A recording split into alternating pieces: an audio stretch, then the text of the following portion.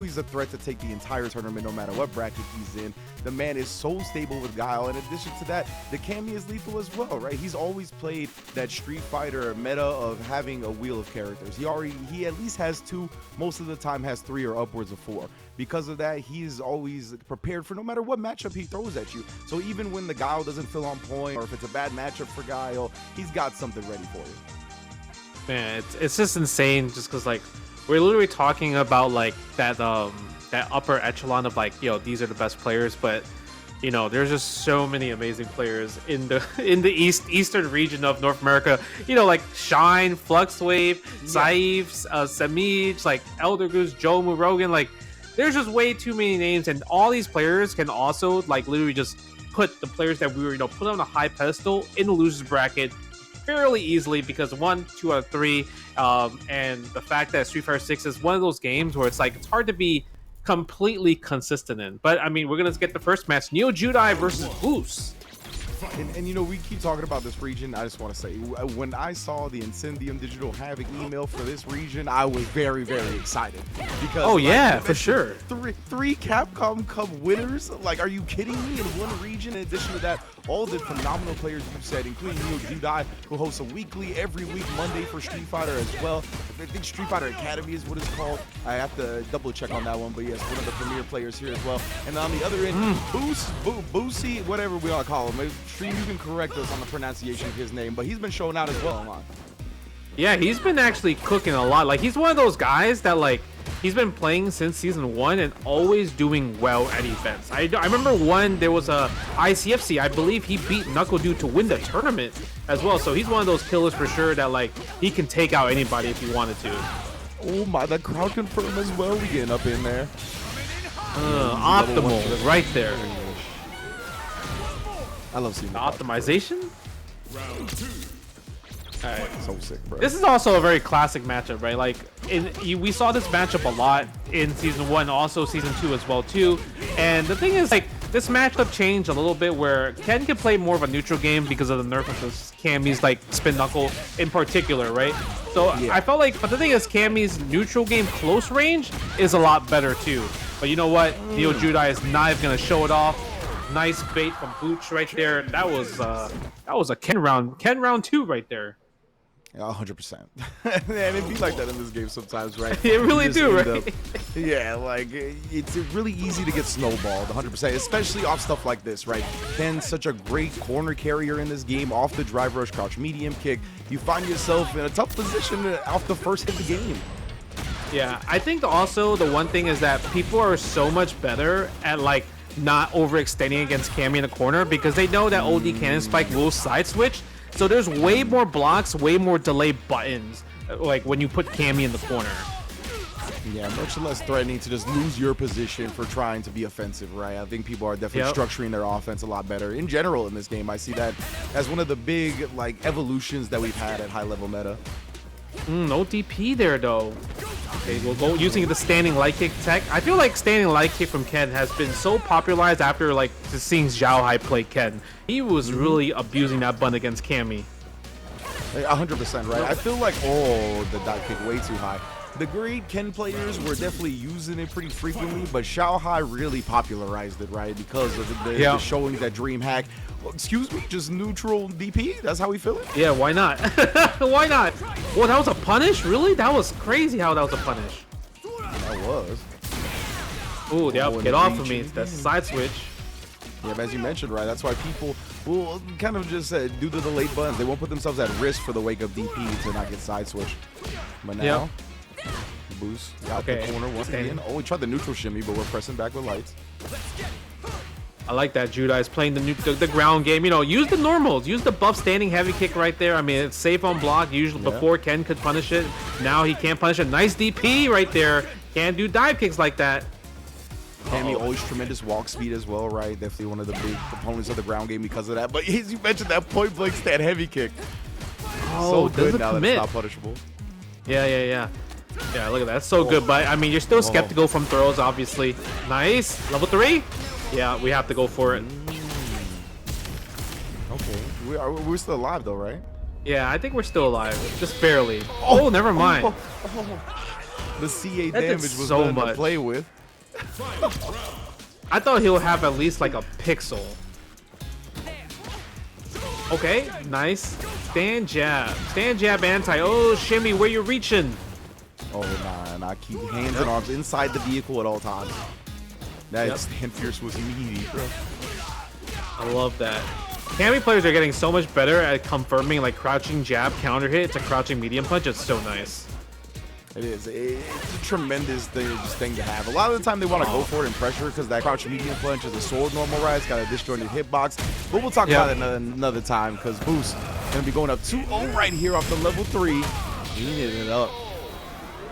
Yeah, I feel like Boost had complete control. Like the way he was just walking Cammy down, like he'll just walk and then crouch block, right? Because one, he's looking for like two things. He's looking for like, okay, Cammy's gonna try to respond with like crouching medium kick drive rush, right? And that's what he really kind of baited out a few times from Neo Judai, which he did a really good job. And then anytime like he's just saw him jump and do a dive kick, he'll always stand block, right, to take a higher block position to try to get that negative dive kick or at least punishable dive kick. So I felt like in the neutral space, like Boost played well, but then Judai was fighting back a bit more with using standing heavy kick a lot more later in the round. But at that point, it felt like it was a little bit too late because in the end, he was still getting walked down to the corner way too much. Yeah, 100% right. And so much about that matchup in particular is screen advantage when it comes to Cannon and Cammy. And right, really cutting off the screen for the opponent, give them so many less options to work with. So yeah, definitely looking forward to seeing what else we got cooking. And I like the fact that you brought up the dive kick thing, blocking high like that. I think so many little things like that and being disciplined about them in this game go so far. You can't really let your opponent steal turns in certain ways, like making sure you stand block to make sure they're as negative as possible. There's certain strings as well, or certain options that I like to see people parry no matter what, even if you're not going to get the perfect parry, right? Just prevent yourself from getting bullied on the drive chip. It goes so far when it adds up. Yeah, I think so. It's just I saw there was this recent tech like from Japan. I think it was called the Coda tech. I don't know if you saw it, where this guy would like, if you could react to like drive rush overhead, then you should be able to react to parrying the drive rush overhead, right? And then they call that makes sense. Yeah, they call it the Coda tech, and he'll land the player's name is Coda, and he'll land the perfect parries from the drive rush overheads. So I think that's like a really interesting tech right there. Yeah, I feel like that's kind of what we're going to see and how we're going to progress with this game is stuff like that, right? Especially with parry. Like, I think so often as we continue along this game, there's going to be options that get more and more difficult to use because people are going to be better at parrying them. And even with the parrying scale now, with the fact that you don't eat big drive gauge or big physical damage anymore, like even still, getting your turn going is so powerful in fighting games that the corner carry, the positioning, the Oki that you end up with is going to be reward enough when all these things get taken off the table because people get so good at parrying. Yeah, like, I mean, they did a great job with, I think, with nerfing the parry, like, because obviously perfect parry is like a complete momentum changer. But them nerfing like the recovery of it, so people can kind of react to it. Oh, you whiff parry, let me go for a throw for a guaranteed punish counter throw. That's like super huge as well too. But the fact that you mentioned that, like, oh yeah, the pretty much attacking drive gauge damage from perfect parry got nerfed. I mean, that's like a huge thing that really causes like a lot of people that used to do a lot of parries and you know, you could burn people out. But now you don't see too much burnout as often as compared to season 1. Unless you're Noah, then you know he fights in the burnout lore. But everyone else, I feel like you don't really see too much burnout as much compared to last year. Which I like, honestly. Like I think burnout is a really cool consequence, and I think the kind of butterfly effect that it has on the rest of the match is really interesting. Like I think the way it affects the attacker, the person that's not in burnout, is really cool too, because it makes certain things more desirable to do, right? You want to kind of abuse the fact that the opponent is in burnout with either certain specials that were negative that now become plus, or drive impact, whatever it may be. So that does tell the person in burnout, gives them a bit of a better read, right, on what the attacker wants to do. So it makes it a little bit more easier to predict what's coming. So I really like that burnout mechanic, but I do think that in season 1 there was a lot of like, yo, you got burnt out against your will, fam, and like you didn't even do that many things wrong to end up in burnout. God. So bro, now I feel like it's now I feel like it's more deserved when you get in burnout. Now it's like, you know what you did to get there, bro. Now you got to hold this. Bro, season 1, it was like perfect parry, button into drive impact. You're like, oh, well, 2.5 gauge are completely gone at that point, right? So, or sometimes people are like, yo, you know what? I'm gonna take 4 bars. Let me spend my level 3 because I know I'm gonna win after the next one. Like, it's really crazy how much things have changed. But I'm kind of curious. Like, so obviously, the first World Warrior, Bison was not out yet. Do you think we'll see a Bison today? Oh yeah, I think we'll see a Bison. A Bison in top 8. Yeah, I'm gonna say yeah. Yeah. I love he is the speed running character in this game. He makes matches like the matches go by already so fast, but this character right here, like SGDQ, like this is a SGDQ character. Get this man a seat on the couch ASAP. But it's for real, man. And he's so interesting, I think. Obviously, the high damage, like you mentioned, and the pressure, just overwhelming, suffocating style. The scissor kick spacing, I mean, you know, it's just so annoying to deal with as a defender, whether on hit or on block. But beyond that, I just think the bomb mechanic, obviously the damage that the bomb grants you is incredible. But the way it makes the opponent play, even when it's just on them in neutral, right? Like, it creates hesitation. And because of that, like, I think creating hesitation against opponents is so huge in fighting games. I think it's also, people are probably not familiar with like how long the bomb is supposed to last. I think sometimes people forget it's kind of like ranges like from I think 5 seconds, and those are like really long 5, because these are 5 real life seconds, but 5 in-game seconds is like a complete different time zone in particular. So I usually kind of like, okay, I'm gonna keep attacking, but once I see my chest turn more purple, that's when I'm like, you know what, I'm holding parry for the rest of the time duration. Right? But even then, it's just scary, the fact that, like, you know, it makes his special moves more powerful, right? The fact that OD cycle pressure, I mean, that's what every Bison player wants, right? Land the cycle mine to land the OD cycle pressure, and GG's, call it a day type of thing. But even besides that, scissor kick, man, scissor kick as a motion, crazy. Yeah, it just has emotion is nuts too. And the next point I wanted to build up kind of applies to Akuma as well, so I'm gonna keep going with it. The fact that characters like Akuma, Bison, there's another one that's slipping in my mind right now. I think it's Ed. Like, they have a lot of cool OD combo routes, and having good OD routes is so powerful in this game, because the OD combos, obviously they take 1 less bar than the drive rush cancel combos, but you also start building back drive meter in the combo, unlike drive rush cancel combos. So like Bison, Akuma, they always have meter, bro. They do. And the crazy part is they spend a lot of meter too, but they're like, yo, we not burned out yet. Yeah, it's wild to see. These OD extensions allow like so much meter to be built back anyway. Yeah, you know, it's insane because everyone's like kind of like on this Bison train, but people kind of forgotten about Akuma, huh? Like, ever since Bison came out, they're like, you know what? Like, Akuma's kind of a pastime now. Yeah, it's definitely the meme with the soldier. The Bison is the soldier taking the hits for the sleeping princess, and Akuma is just flying under the radar right now for sure. Yeah, I mean, we saw Punk 1 CEO like literally killed DCQ in the grand finals with Akuma, like 6 games straight. That was a speed run for sure with Akuma. And it really kind of showed like the potential of the character, because I think a lot of times people think of Akuma, oh, 9,000 health, I'm too scared to throw fireballs, I'm too scared to play neutral, so they become more hesitant, right? You have to be confident as an Akuma player. Exactly. You have to make every decision like it's going to be right? Like, that has to be your mindset. And it's kind of the Akuma way. And he definitely thrives off that. He kills fast and he dies fast. I like the fact that he's like that in this game, as he should be. Glass cannon. Yeah, glass cannon. But a character also, we got to think about Jury. I mean, she is one of those characters, $1 million character right there. And she still could be $1 million character. The fact that, you know, Uma, he came in, took the $1 million prize and left, kind of retired, it says a lot about the character already, right? Yeah, 100%. Uma got the job done, and obviously, she's got the tool set to do it. This is another character that I feel like has been slept on since the beginning of the game. People like thought she was good, but then they were like, oh, so many other characters are better than Jury. But nah, like, this character is still on that upper echelon, on that tier of everybody else that's very, very, very good. She's right there with him, in my opinion.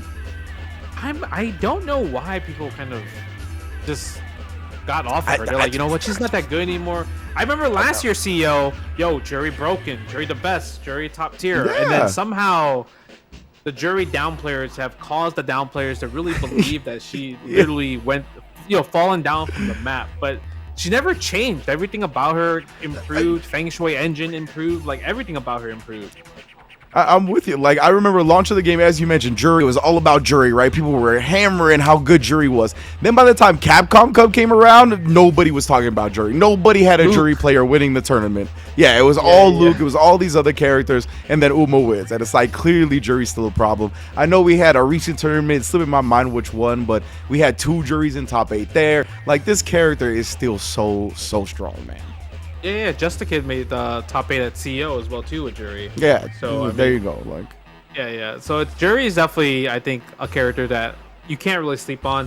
But I think the balance of the game is just in such a good place. I don't think it's like season Agreed. 1 where the character, like for example, like a lot of people were like saying Luke and JP, right, before the 1.5 patch, were like they were too strong. Everyone else is just so bad. But now we're in a good balance where like every tier list that people make are like so different, like literally it's never the same tier list. Some people have Zangief top 5, some people have Zangief like bottom 5, right, or like bottom 10 at least, but it's just so hard to kind of tell like where characters are. Like Lily's another character, right? I feel like Lily, people talk about how Lily got better, but then now like a lot of Lily players are saying no, she actually still kind of bad. But I mean, is she bad?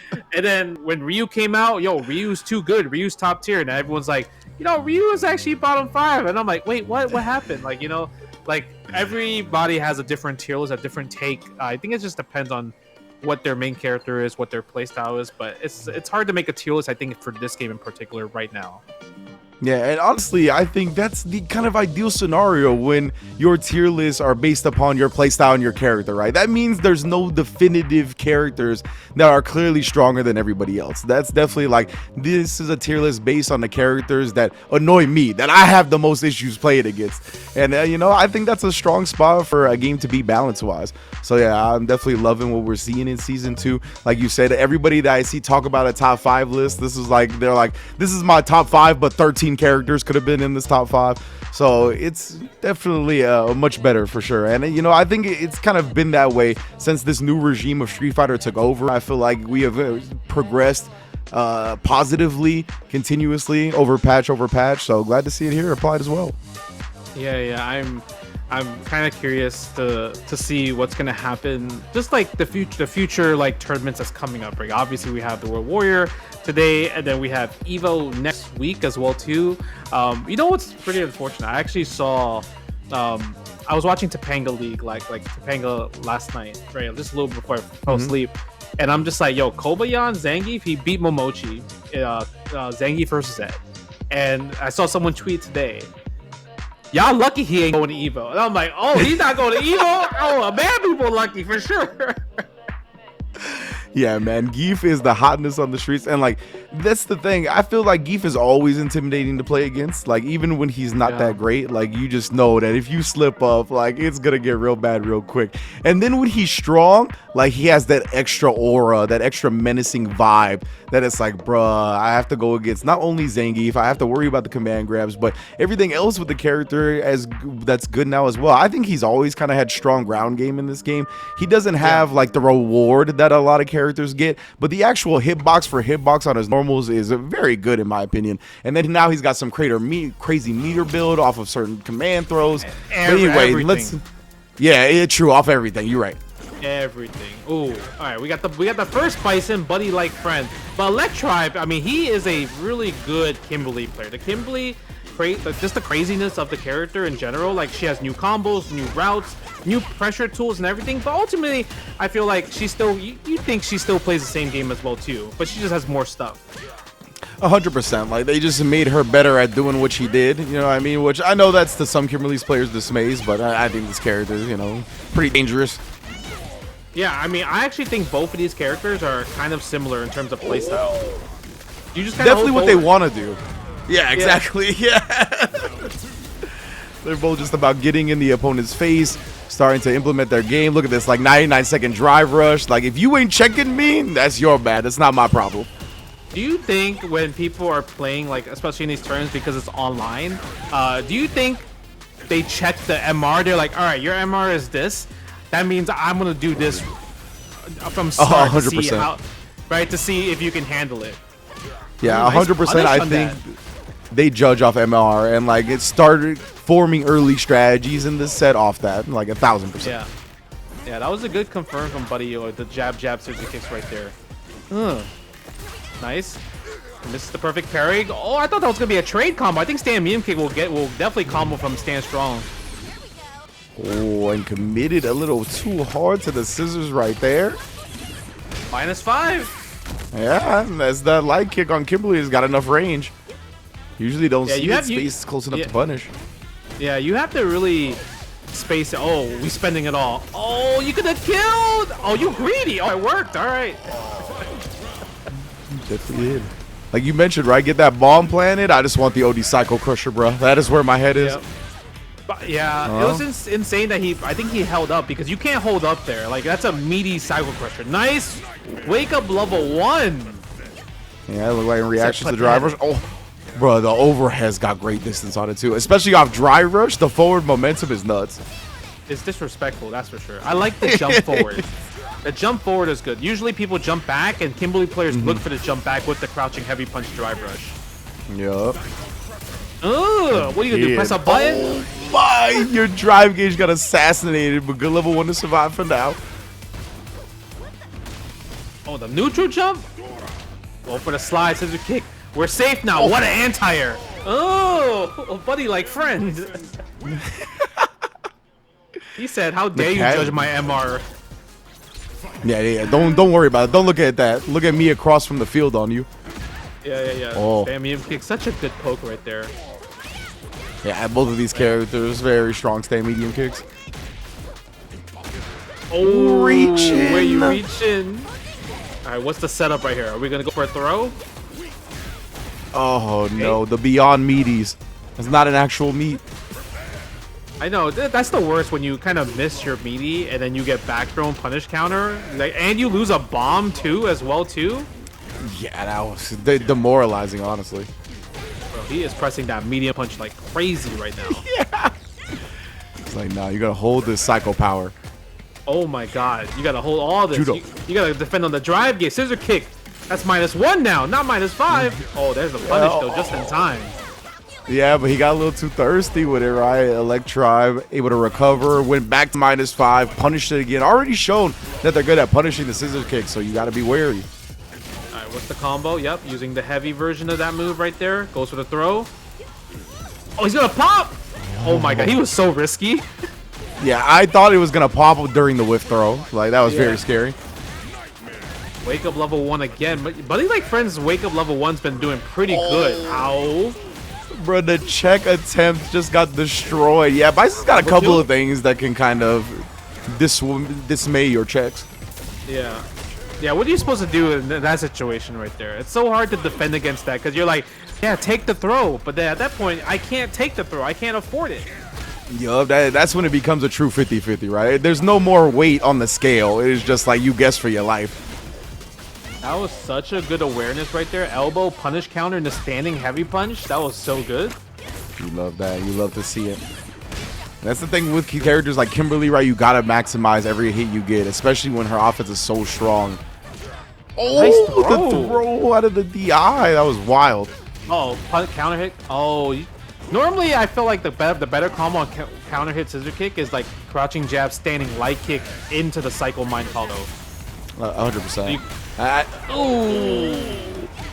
Swing it for the fences. Was confident because the mind was on Kimberly, right? So he was like, ah, you'll sit here, you'll let me run my game. But no, speaking of which, drops the combo themselves. Yo, just is going to come down to the wire. Throw the level 2 out. It's a cross-up or not. Throw the... Oh. Imagine. I wanted him to just throw the level because he can't parry anymore, right? I was like, yo, make it a 50-50. Why not? Oh, man. No. Speaking of checks, this time Buddy Like Friend tries the 99-second drive rush. Put away. Easy whiff punish as well on the throw attempt. Yep. Safe jump. Oh, goes for the tech. Goes for the throw. No whiff punish. Punish right there. Oh, tries. Oh, yeah. That combo should be illegal. Look at that.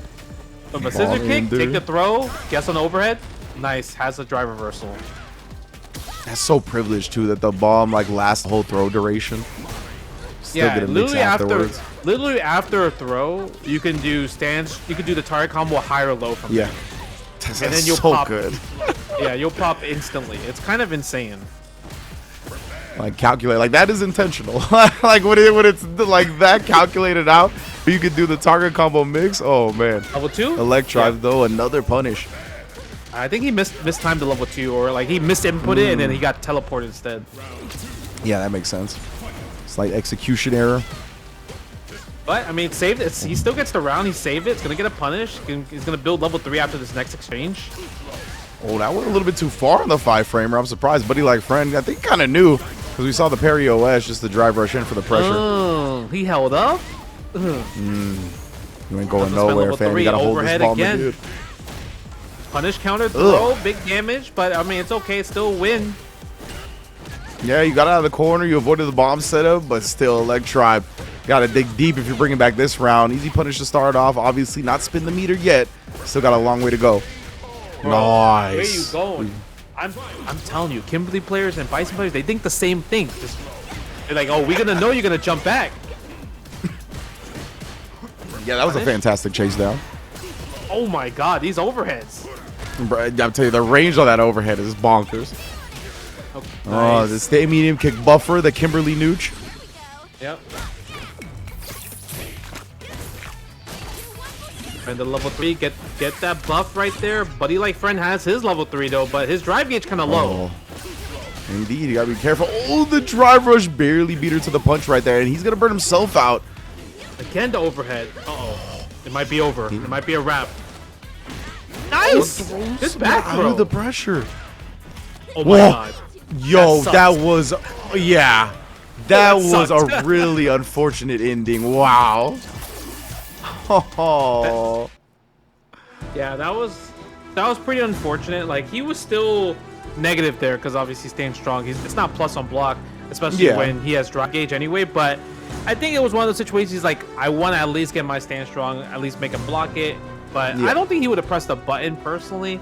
But even then, it's just if you lost like that way, I think it's just unfortunate you lost that way.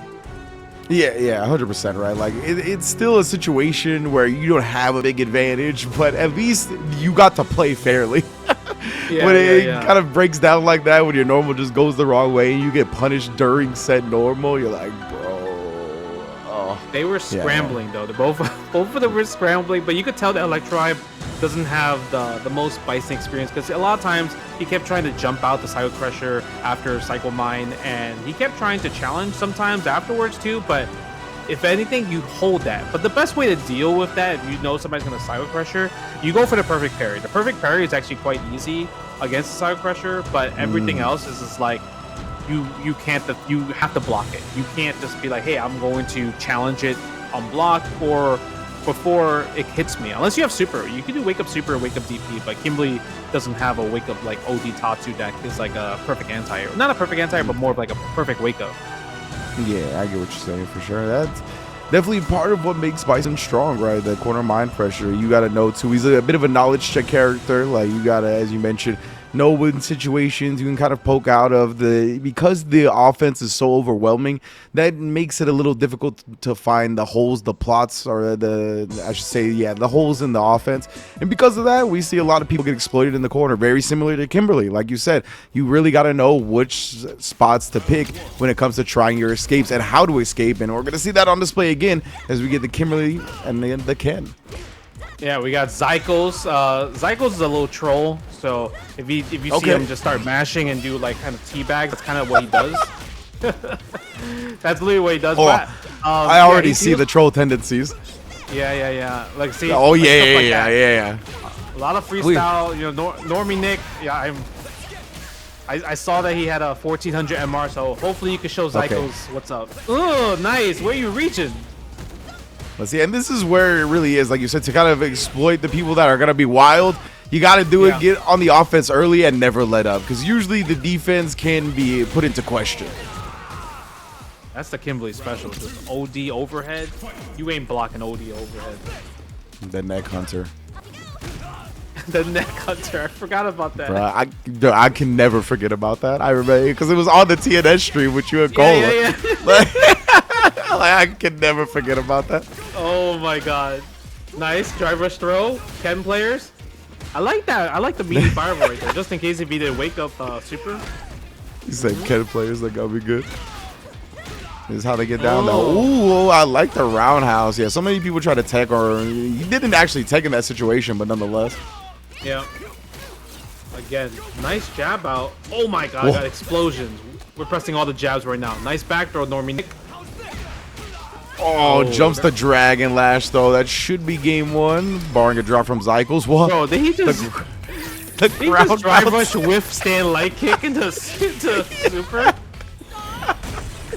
This dude definitely got the custom combos out there. Got a bunch of setups and combos I've never seen before, right? Just in the game one. My man plays avatar battles. That's what I noticed. This man, he's got the custom Kimberly. We didn't even know she had these moves. Yeah. Oh, okay, go man. back to neutral. Nice check. Good awareness to check with the crouching Mian punch. Kimberly's crouching Mian punch is actually very good for checking, just in general. Just YOLO drive rushes.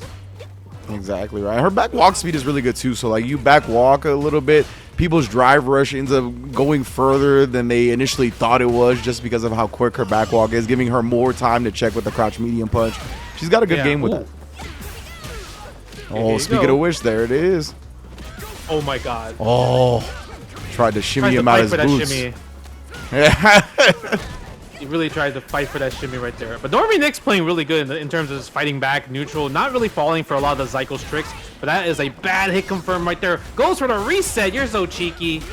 Oh yeah, then just ducking the Tatsu entirely. We're gonna spend 2 bars on it. Normie Nick's gonna have his drive gauge back as well. This is huge. Oh no! Wow. This is really to risk the teleport. Normie Nick, I don't think expected Zycles to have the gall to do such a thing.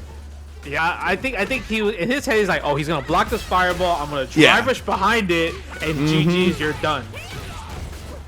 And then the smoke came out, the spray paint. Yep, the trade trade combo. All the Kimberlys, like all the good Kimberlys, they know. Reset again for the kill. Oh, Zycles. That was cold, bruh. I'm telling you, bro. Zycles looked at the MR. He said, yeah, he's gonna fall for all my tricks. I just really think that's what people think about. They're like, oh, you have low MR, your MR is not high enough or something, like 16, 17, or 18. I'm gonna do this, and it's probably gonna work. And yeah, it kind of did. Yeah, I mean, it's not an. I was gonna say it's not an entirely inaccurate indicator, right? A lot of the time, like they do it for a reason, and yeah, definitely this system I think in Street Fighter is kind of a bit brutal when it comes to the highest level, right? In terms of gaining your MR, so you got to be really on point and really consistent to climb in this game. And I think it's a decent indicator of certain players' skill level. So I don't blame them for doing it. It's just up to the person to kind of be like, nah, I'm above this number, bro. I just don't play ranked like that. You ain't know. But yeah. Oh my god, yeah. It's cool to see. And what was I gonna say? Oh, the end sequence, the Kimberlys. All the good Kimberlys got trade combos on deck, bro. They know every single trade setup. They're ready to confirm off of it. Like that is a strat they really abuse. Yeah, usually it's always gonna be from stand strong. Stand strong trade will always go into stand medium kick.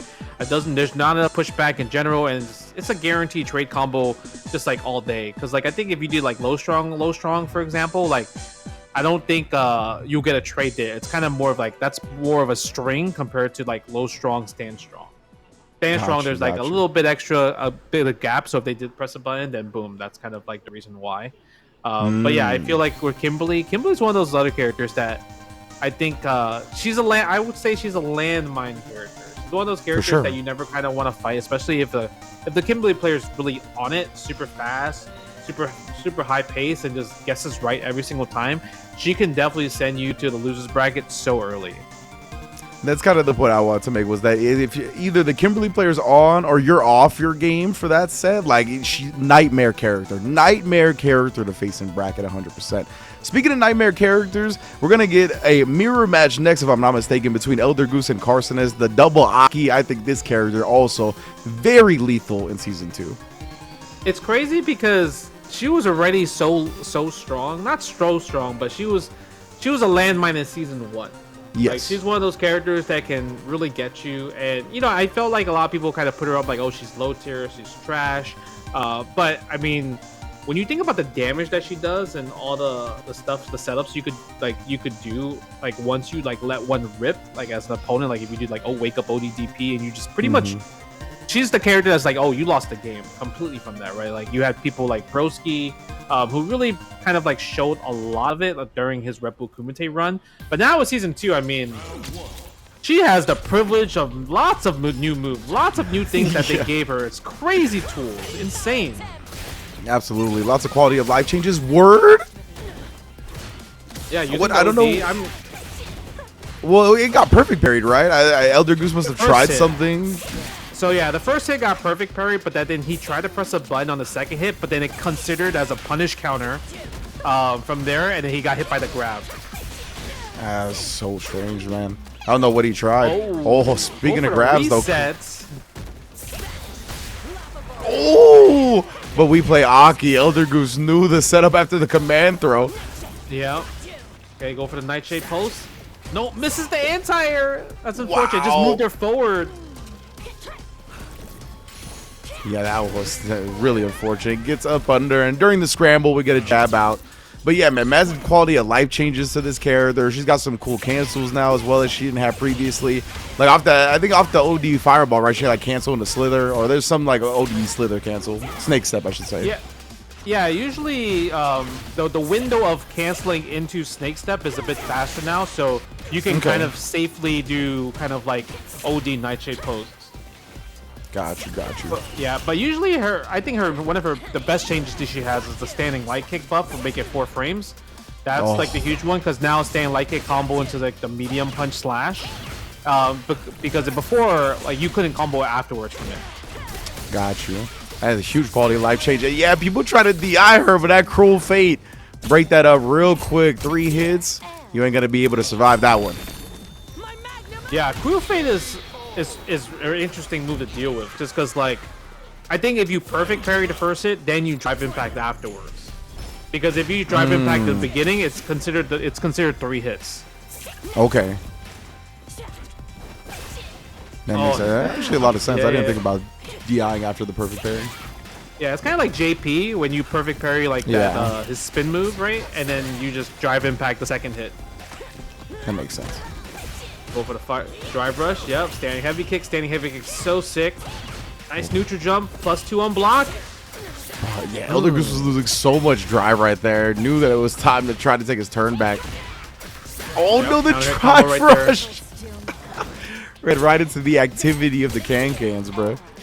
Yeah. Carsonist with the burnouts. What's the setup? You could go for a drive impact right now. Oh yeah, I would have went for it. I know. I think I would have went for it too, just because he had such a life lead that even if Elder Goose responded with that level 1, he just built on that block normal. Like, he still would have been in a bad position. Yep. Ooh, but he gets back all his drive gauge back. Nice walk back. That's going to be the round for Elder Goose. I think that is still something that not a lot of players are grasping fully. Is like, sometimes it's worth getting hit by that reversal super. If it's just going to be a level 1 and that's all they have, and they just got into burnout, you're most likely going to get them back in the corner before they get out of burnout. Yeah, you are 100% correct on that one. Nice drive impact. Yep, there it is. That's what I'm talking about. Okay. Oh. Ooh. This is a decent chunk off a perfect parry for this patch, bro. Yeah. Take you all the way to the corner too, and you're poisoned. Yeah.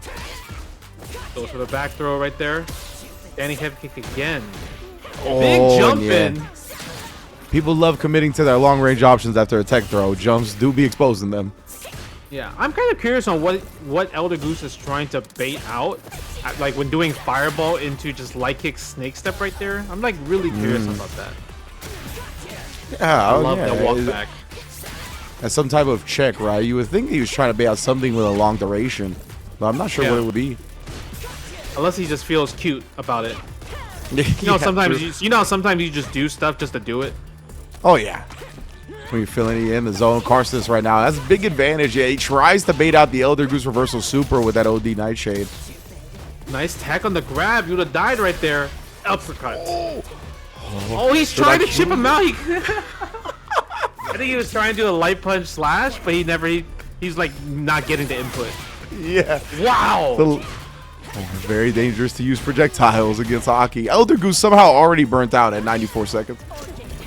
I'm not sure how happened. I'm not sure how he got burned out that fast. I was like, what? Like, I know the second thing was a drive rush cancel, but I don't know how he lost the first 3 bars.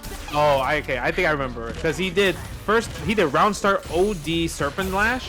That's and then okay. Carson did the snake dive, and that was a punish counter. So that took right. 3 bars from him automatically. Okay. All right, you right.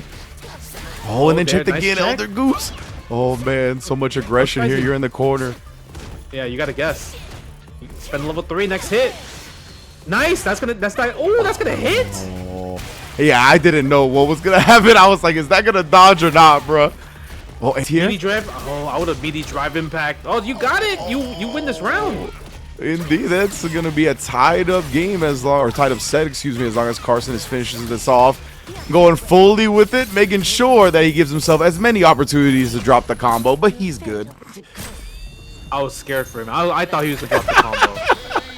Because there's no reason, like, you need to have a tournament combo. There's no reason to do your optimal bread and butter when you know they're gonna die. Oh man, it's a cool combo. I'll give him that though. Oh, Elder Goose was ready for that one this time. Yeah, I like that little sweep right there. That was a little cute combo ender. Oh, doesn't punish the shimmy. Okay. He's gonna punish the attempted drive reversal now. Elder Goose continuing to just pester Carson in this corner. That meaty crouch medium kick as well. That's plus now on block, so might as well. Yep. That was a huge buff that they gave her for sure. The crouch medium kick, because her crouch medium kick was already good in season 1 because you just use it to check people walking back. But now there's like a purpose to doing up close because you can combo in the stand light kick afterwards. Yeah, you mentioned that 4-frame stand light kick buff. Like that is really huge on her routes and just like quality of life, the ability to get combos from many more things than before. Yep. Oh, we burnt out again, bro. Elder Goose he gets burnt out a lot, huh? This man is Ray Date up right now. Okay, but he's getting these reads, getting these jump-ins though. Okay, yes, we talked about right. If you're comfortable playing in Burnout, it can make the opponent a little bit more predictable. I feel like Noah is really good at preying upon stuff like that because he's in that situation so much. But Elder Goose now putting himself in prime position to take the set. We'll see if Carson can survive. Okay, that stings. Carson doesn't. Oh, I was about to say he doesn't have level 3, but he doesn't even need it because that overhead hit. Coming through. I like him putting the brakes on off the first drive rush with the fireball, right? Kind of making the overhead a little bit safer, a little bit more difficult to deal with structured wise. Yeah. So love that. Love the way Carson went about that sequence of offense. Yeah, excuse me, not Carson but Elder Goose. Elder Goose. Yeah, Elder Goose. I mean, he's one of the guys that made top 8 last World Warrior. So he's on the board of just like being in that like kind of like that top 8 area of like, because you want to be in top 8 for World Warrior so you can play in the regional finals. Right, so he's trying to make sure he gets able to fight for that chance to get to Capcom Cup as well too. So I think stuff like that is like he's gonna try to keep getting better with Aki, stronger, better setups and everything. And the fact that he's willing to fight in Burnout, maybe that's the new tech. The new possible tech is learn how to be better fighting in Burnout, because like you mentioned, when people see that you're burnt out, they just all they see is like they're like a wolf just preying on the gazelle. They're like, oh, I need to get in now, I need to attack, I need to just make everything count, right? I need to win right now. But a lot of times if you can really defend while you're burnt out, because more people are willing to make more mistakes because they're so like they're so hungry for that burnout pressure, you can actually take advantage of that. And then we talked about Noah. Elder Goose was burnt out literally most of the set and was able to still win that set too. So I mean, maybe that might be the future tech. Yeah, I think that's really important, especially if like you're willing to go with the burnout, like a Noah, like players like that. Like being able to be comfortable in that position and not have the mindset of a gazelle getting chased by a lion, right? And knowing that you have more than enough tools, especially when you have great reactions. If you have great Yeah. reactions, I think it makes it so much easier to play in Burnout, because then you always have that threat of the reversal super to the DI, and you can kind of take that off the table for the most part, right? And I think that's part of what makes Noah successful in that, is because his reactions are really good. You hardly ever see him get bullied by DI and Burnout. So very important. I think that's another thing that we're going to see evolve with the game. Still so much, honestly, to crack open at the high level of this game. Yeah, I feel like people are naturally just so much better these days at like getting, knowing how to play a character, like learn a character faster, right? Because I think like Absolutely. for example, like Bison, like I seen all these players that obviously have their own different main characters, but a lot of them have a Legend Bison already. You know, like Yeah. it's like I think I saw yesterday on Casa, 801 Strider has a Legend Bison. So obviously he's Straight known up. for his Marissa play, but Straight up. I think it's one of those things where people are just naturally just so much better at fighting games now, where they can learn once a new character comes out, like.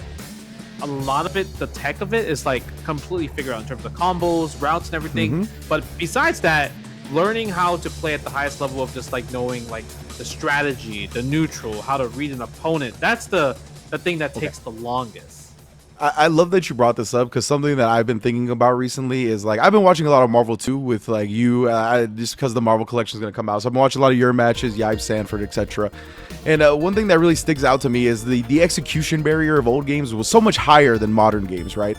So a lot of the time to take to really pull off things that you needed at a competitive level was spent grinding it out to learn to do it consistently, because it was hard. The execution was more difficult. In this game, the execution is not really that hard at all. There's some specific things that are a little difficult, but for the most part, you're able to do whatever you need to do relatively easily if you've been playing fighting games for a while. And because of that, I think you're better spent playing different characters. Like if you're a competitive player, like the execution, you're not gonna get any better at your execution than you already are at this game. Like you have the execution that you need. So the time better spent, I think, is playing different characters. Like you said, figuring out the strategies, figuring out the player's perspective when they're playing against you in certain situations. I think that would go way further. Yeah, I think so too. I think like, I mean, a prime example we talked about NuckleDu able to do with like a bunch of his characters. I know he also has like a DJ that he uses a lot in like other tournaments as well. So maybe that's another character he's polishing up. Punk, I mean, he plays whatever, right? He played Cammy, he obviously played Ken, played Akuma. He can play a lot of characters. Like his kind of goal is to getting every character into legend rank in general, right? Yeah, I think that's the way to do it, honestly. I think that's kind of the fruits are starting to bear when it comes to that type of thing with the run he's on, in my opinion. But now, we got Riddles versus Musa. Riddles still sticking with the loop. Love seeing it. Going up against Musa on the DJ. Is this like the Musa like from Incendian? Like, is he actually into the tournament? Yeah, I think so. Yeah, why not, right? Oh, he's at the DJ. Let's go. Oh, the jump out. You know, the thing about Luke, right? Like, all the professional Luke players, how do you feel about this? All the professional Luke players, they switched to Akuma. A lot of them did, yeah, you're right. Like, especially in Japan, right? Like, I feel like all of them are on the Akuma instead. And I don't know. I don't know if it's just the new hotness or like, I don't know why. Chris Wong is a Akuma player now as well too. Oh wow. Yeah, I know Meta, like he was trying to switch from Luke to Akuma as well too. So I wonder if that's like kind of like the thing. But you know, Luke is still one of those characters. I feel like, you know, he's obviously not as dominant compared to season 1, right? Because a lot of the scaling nerfs and everything. But wow, did you really react to the sway low of ODDP? That's crazy. All right, Riddles. I didn't know you had that in the chamber, bro. Like, yo, that looked like it was a modern reaction, but my man is playing classic. I had to look up real fast. For real, where's the M at, bro? Oh, but to your point about Luke and Akuma, yeah, it's interesting to me because I think maybe it has to do with some of like the OD routes, not having to sacrifice as much meteor to get this big damage, and I think it's also with Akuma's fireball being so good, they feel like they're not losing a lot, right? Because I think Sandblast is super good, but because Akuma's fireball is also really strong, I think that encourages them to go that way too. Yeah, that's true. It's crazy because both their fireballs do two different things. Luke's more of like kind of the long range fireball, while Kuma's like the poke heavy fireball, which is more dangerous when you think about it, right? Because one jump in, like you have a higher chance of jumping in against Akuma's fireball versus a Luke fireball. Yeah, I agree. That stand fierce whiff punish from Musa at the start of this was super sick, by the way. Meaty DI as well. Oh man. BDDI, I mean, that's something that a lot of people still get, still have a lot of trouble fighting against. 100%, still tough to deal with.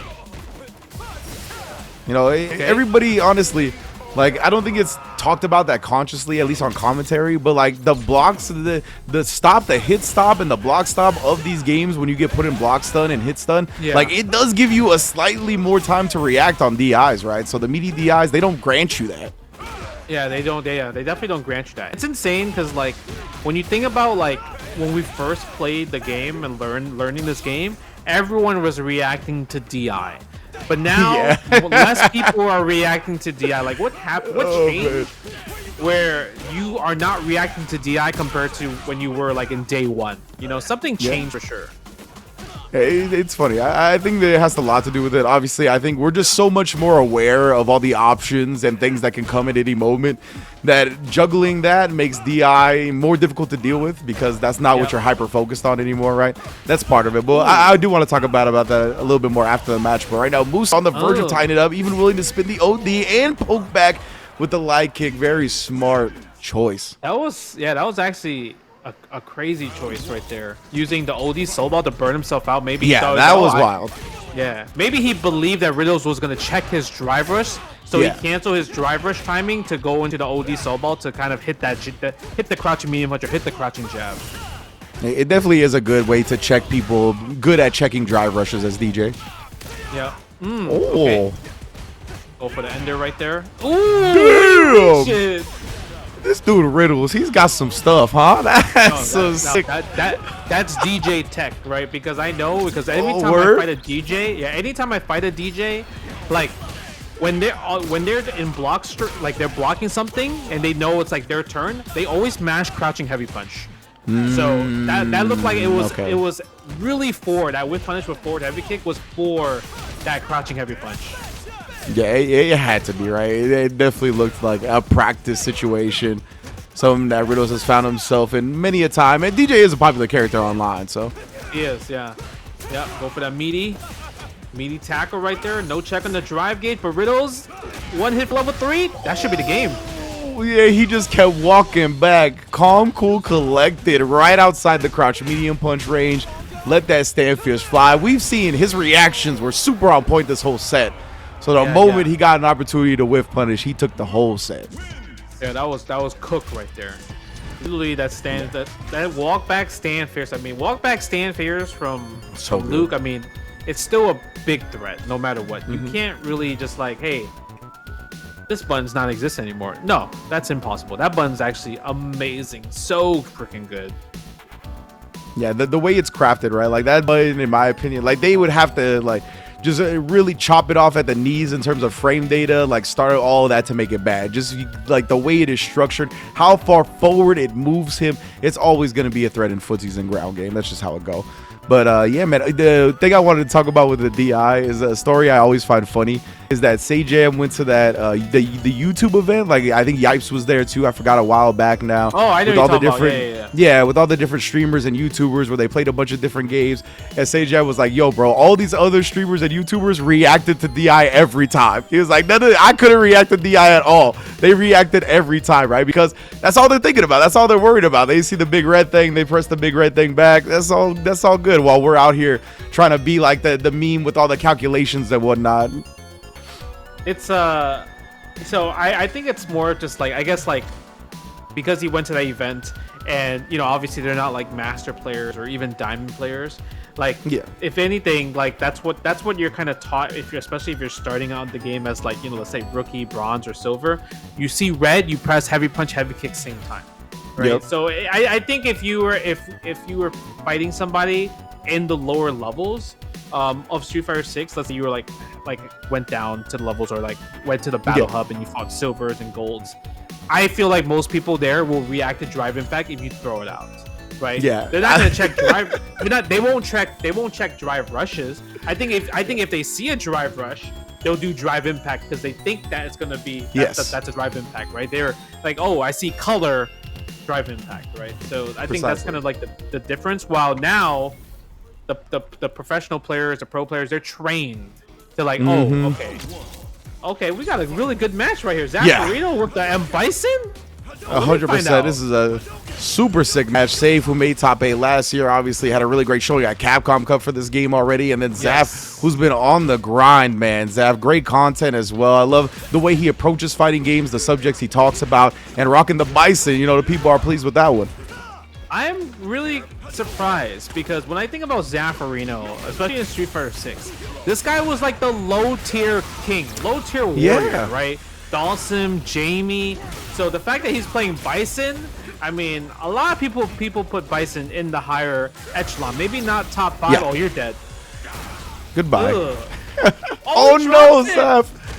Yeah, The should've mid done the screen, OD, maybe yeah. not. I think if you did the OD back fist combo, that would have definitely killed. But are we gonna get the steamroll? Bison don't gotta wake up though. Zaf, this is where he's unleashed, bruh. Oh, the offensive drive reversal actually burned Zaf out. That was so smart. Yeah, Saif is really good at reacting with just like, oh, if you're gonna do button drive rush, I'm gonna do drive reversal back. I like it, especially when you have the corner. I think it's a great strat. People Yeah. love like drive rushing out of the corner and then like putting you in back throw mix up to like put you in the corner. That just nullifies it all. Straight jab confirm into the super. Ringe, what happened, bro? Zaf was cooking. I don't know, bro. Like we were still talking about the last round. I'm now safe. About to run away with this whole first game and does so with a perfect in 15 seconds in that round.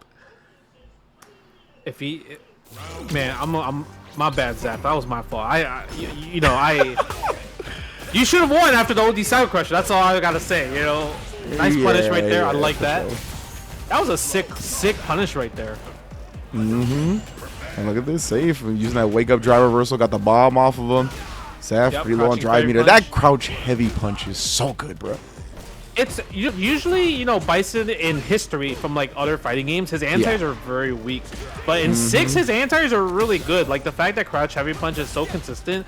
But even then, the hell attack, the jump medium punch, it's so much easier to land that now. I don't know, like when I was playing 4 and 5, I felt like it was so hard for me to land up medium punch. But in this game, I was landing it so often. Automatic. Save. Oh, just chipping away at the drive gauge and then walking back as Zaf reached and now burns himself out with that. Scary, bro. Nice. Ooh. Oh, you gotta worry. Yep. Nice block, but you gotta keep guessing. That's the Jinrai loop right there. Burnout, you are at the mercy of Jinrai, fam. Ain't no DI to threaten back with. Ain't no parry to react with. Oh, you're reaching too much. Oh. Eat him up. Guess, go for a throw this time. Oh, he was like, you know what? You've been reaching a little bit. Let me go for a neutral jump. I want to get maximum damage right now. 100%. And then confirms off the Jinrai. Close enough. The combo into the level 3 off of the heavy kick extension. Man, this dude saves looking so good. Once again. Oh, wait. Go for another throw or shimmy? Oh, the neutral jump. Yeah, that's tough. It's tough, especially with a character that doesn't have, like... It's not that you could do, like, block into ODDP or something like that, you know? Yeah. So it's actually, it's just so tough. But I was talking to Punk about this in Korea, and I was like, hey, man, like for me, my personal problem, anytime I play ranked, I'm playing online, I refuse to take the throw. I hate taking the throw online. And he was telling me that he feels the same way. He hates taking the throw online because I don't know, for some reason I feel like I don't want to take the throw online. Maybe because I'm thinking like, oh, I'm playing online at home, I'm casual, so I don't need to like think I gotta take the throw. But I really don't like taking the throw online. And I felt like that match where we just saw, Zacharino was like, I ain't trying to take this throw. But Saif was like, I'm gonna keep shimming this whole entire time. It's insane. Oh, man. No, that's a great point to bring up. I think like taking the throw at home, it just feels weird. Like I think taking the throw is a sweaty thing to do, right? It's you got to get the medically prescribed deodorant for just taking the throw over and over again. So I get it when we're just trying to have fun online. I don't like taking the throw either. It's funny that you bring that up because me and Mike Ross just did a commentary event for the Saudi Fighting League, and we were saying the same thing. We were like, bro, we don't like to take throws. We're backdashing, mashing, waking up with an OD reverse or whatever it may be. We're doing whatever we can to not take the throw. So I don't know what it is about the online environment that makes it kind of feeds into that. I don't know what it is. Yo, like literally, because I was when I play offline, I'm willing to take the throw Yeah, completely. yeah. But man, Like he, online is just like I'm not trying to have it at all whatsoever. even online, like if I'm playing somebody and they like want to do like a bit of a sweaty set, like I'll take the throw a little bit more than I would. But if I'm just queuing against people running into, I'm not trying to take no throw, bro. Get the hell out of here. I want to play the video game. Yeah, and it's crazy how when you are playing online, maybe everyone else knows that that's the process, but everyone goes for the shimmy instead of the throw attempt. And I just get shimmied every single time. Oh man. Now we got we got lime green Kami Luke going up against Zycles, coming back, seeing if he's gonna put the disrespect on the table once again. I feel like this is gonna be a much harder, like, harder player to disrespect against, right? Obviously, Kami, he's been playing since Street Fighter 5. Even Street Fighter 4, he just started I would say he got his name known during Street Fighter 5, and he literally is one of those guys that's like put so much time into the game, sweaty, knows what the meta about it, and he likes to play what the best characters are as well too. Yeah, he likes to win at character select. He's like, I'm not trying to hold myself back in any way.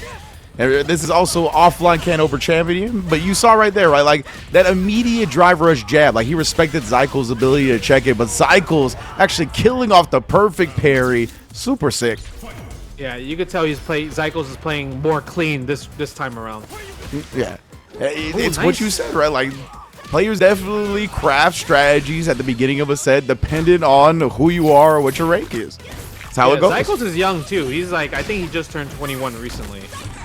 Oh, okay. Yeah, so he should be able to check these drive rushes. He did the double spray jab pressure. Oh, fortunately, he didn't get any reward off of it. Yeah, I'm surprised he spent double spray can. Nice, perfect parry again, dude. How long must you practice against just perfect parrying hold heavy punch knuckle? Yeah. Yeah, it's wild to see. I love it though. Especially because Kami has the level 3, right? So if he did try to DI, you can cancel it. So you pretty much got a perfect parry to answer. Unless you have like just something you want to pop off with in reaction. Yeah, I'm surprised Kami didn't level 3 that. Because now he's going to put himself in burnout. But they both are burnout in this situation. But Kimberly definitely favors more when they're both burnt out. Nice. Is he dead? I think so, right? It's raw CA damage. It may be a pixel. Literally a pixel, yeah. Wake up level 1. Oh, nice jump out. That wasn't meaty. That was crazy. Oh, wow. Kami coming away with that one. This is an intense first match. Yeah. All right. But Zycles, I mean, he's on his way to build a level 3 possibly again. Oh, missed the check from Kami. Oh, my God. Ooh, no reaching. We're getting some lessons being taught today. Yeah, but Zycles did the wrong combo. Usually you do stand fierce in the teleport. He's seeing some damage left on the table here. Kami's got a big chance. Spine Buster 1. Spine Buster 2. We're going to get Spine Buster Party. Oh, he tried it. Nice. Zycles didn't bite. Oh, my. We're slugging it out, though. Kami immediately ready after that trade to check the forward momentum. Yeah, they both got the same health right now. Yeah. Oh, Zycles, yeah, with Zycles having CA on deck. Nice. Level 1. Yeah, that should be enough. Good check from Kami with that crouching jab right there. Kami very confident in pressing buttons back, knowing when to do it. Like, even in situations where he could die for having the wrong read, like, his confidence carries him through. Yeah. Man, that round was a really sweaty round. Oh, nice. Again, when you use crouching jab drive rush, that's when you know you're like, oh, I played you before and I know what you did. Okay. The neutral. Yeah, nice Zycles. check. Oh, checks. Now we get the knockdown, start the game up. Yeah, it's plus on block with the crouch medium kick, one of the few. What? No, that was a mash DP. I don't know what happened, bro. Somehow that was a mash DP, but that was somehow crouching medium punch mash DP came out instead. Yeah. Just ended up working out. Oh, Kami commits after the first jab. Looked like he actually would have been able to block, but DI gonna carry him to the corner. Both players in burnout now. That was so sick. Yeah. The double spray can again. Locking him my down, God. gets his drive meter back, another check. Oh, and then beats the sandblast. Try to bait out an anti-air, not reaching. What? Yo, Zygo's playing like he's playing so fast right now. It's crazy. Very difficult to keep up. I can only imagine Kami eyes spinning right now, head spinning. Now you know Kami's like, nah, this guy's random. That's Yeah, like what the hell's going on? Because he's playing like a nut.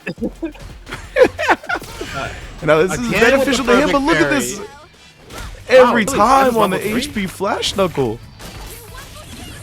You're right. I mean, maybe we have some type of strings to take even more drive meter away. Maybe just want the buff.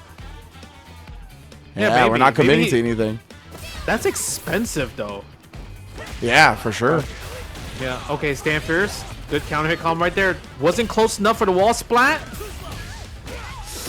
Yeah, after this that medium punch, it is like Luke's turn. Not watching the ankles, and Kami gonna spin the level 3, give himself some drive meter back, and hopefully take this to a next round. Oh, the anti-air attempt. Yeah, tries it. Doesn't really work out because it was a cross-up at that point. Landed on the headband. That was unfortunate. All right, goes to the back throw. Drive rush forward again. Tries to use suppressor. Holds back. Holds up.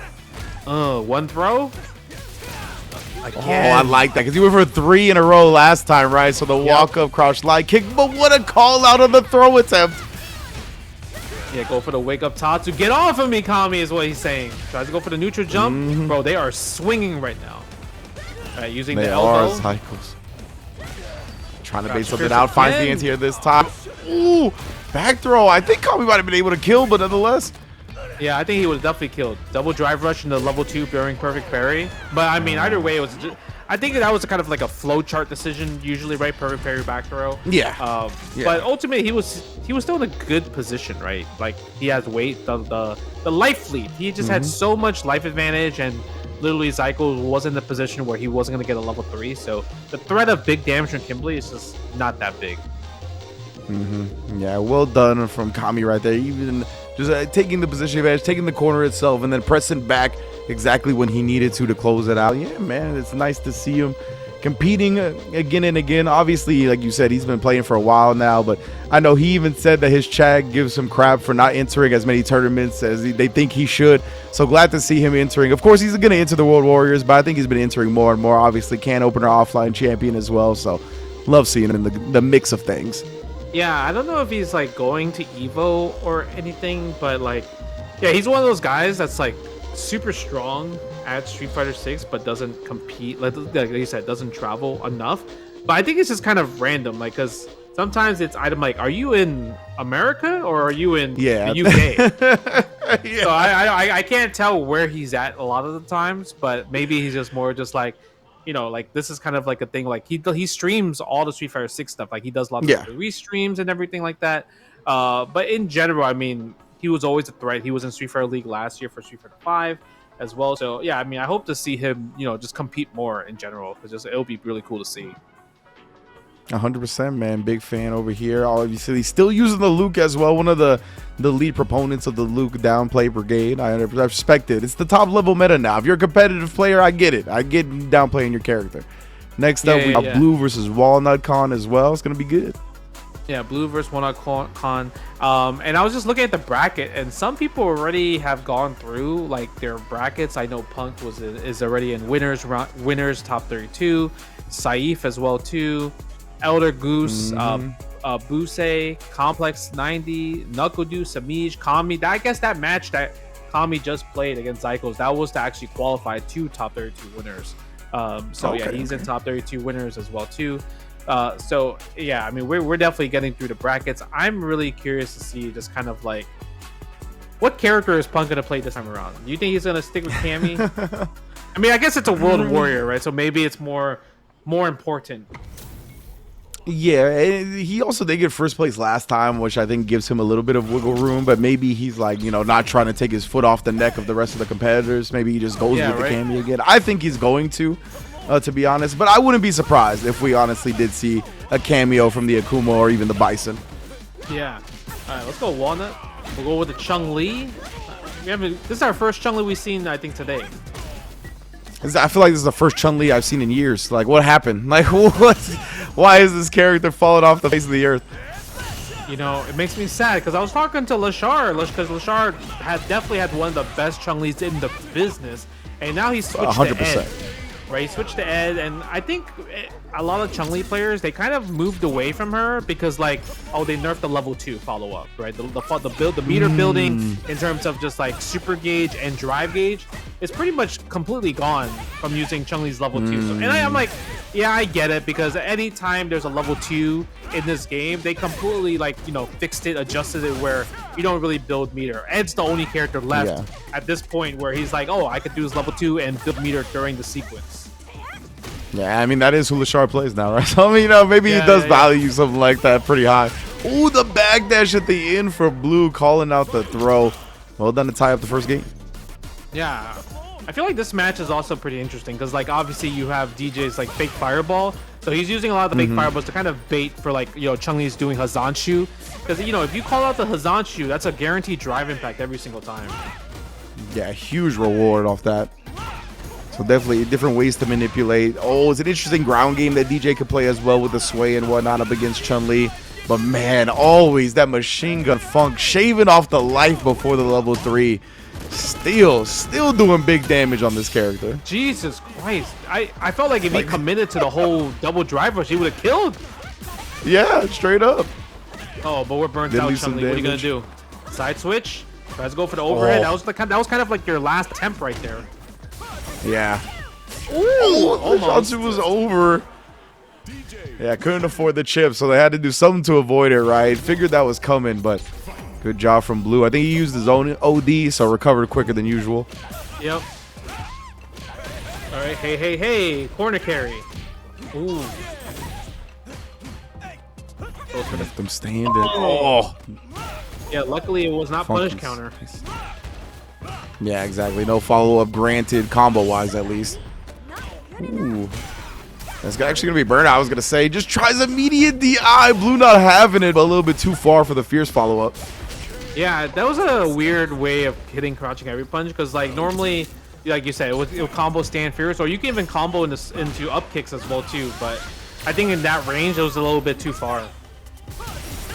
Yeah, nice reward right there. If you could hit that forward heavy kick anti-air, some of the best rewards in the game from an anti-air with Chun-Li.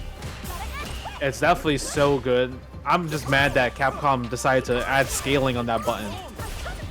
To be fair, it still does good damage, but yeah, before it was absurd. I thought how much damage she got from hitting that. Oh, she deserved it. If you think about it, that's a hard-earned anti-air. That's not an easy anti-air to get. I will give you that. It wasn't easy to use. It's not like just some brain dead that you could use on every jump and at every angle. That's for sure. It's not like Chun-Li's stand medium kick. See, now that's an easy anti-air button, you know. But standing heavy kick, it's like one of those like read anti-airs. Like, oh, I know you're gonna jump here. Absolutely. Yeah. Well, Blue though, knowing everything that's gonna happen in this set, apparently gonna wrap it up with another level 3. Yep. Good stuff. Just like that, yeah. I mean, Blue, I felt like he was completely confident like the whole entire time. Like his game plan never really changed. Like if you watch Blue play, you can't really see like, oh, what did DJ get nerfed about, right? In terms of like a lot of the things. Like he kind of stayed the same ultimately as well. Like obviously, like, you know, he was better in season 1, just like everything was just more damage, just more stuff. But now I feel like he's kind of normalized characters. He's kind of like the same situation as Luke, I would say. Like he's still really good. He's just not like top 5 level, I would say.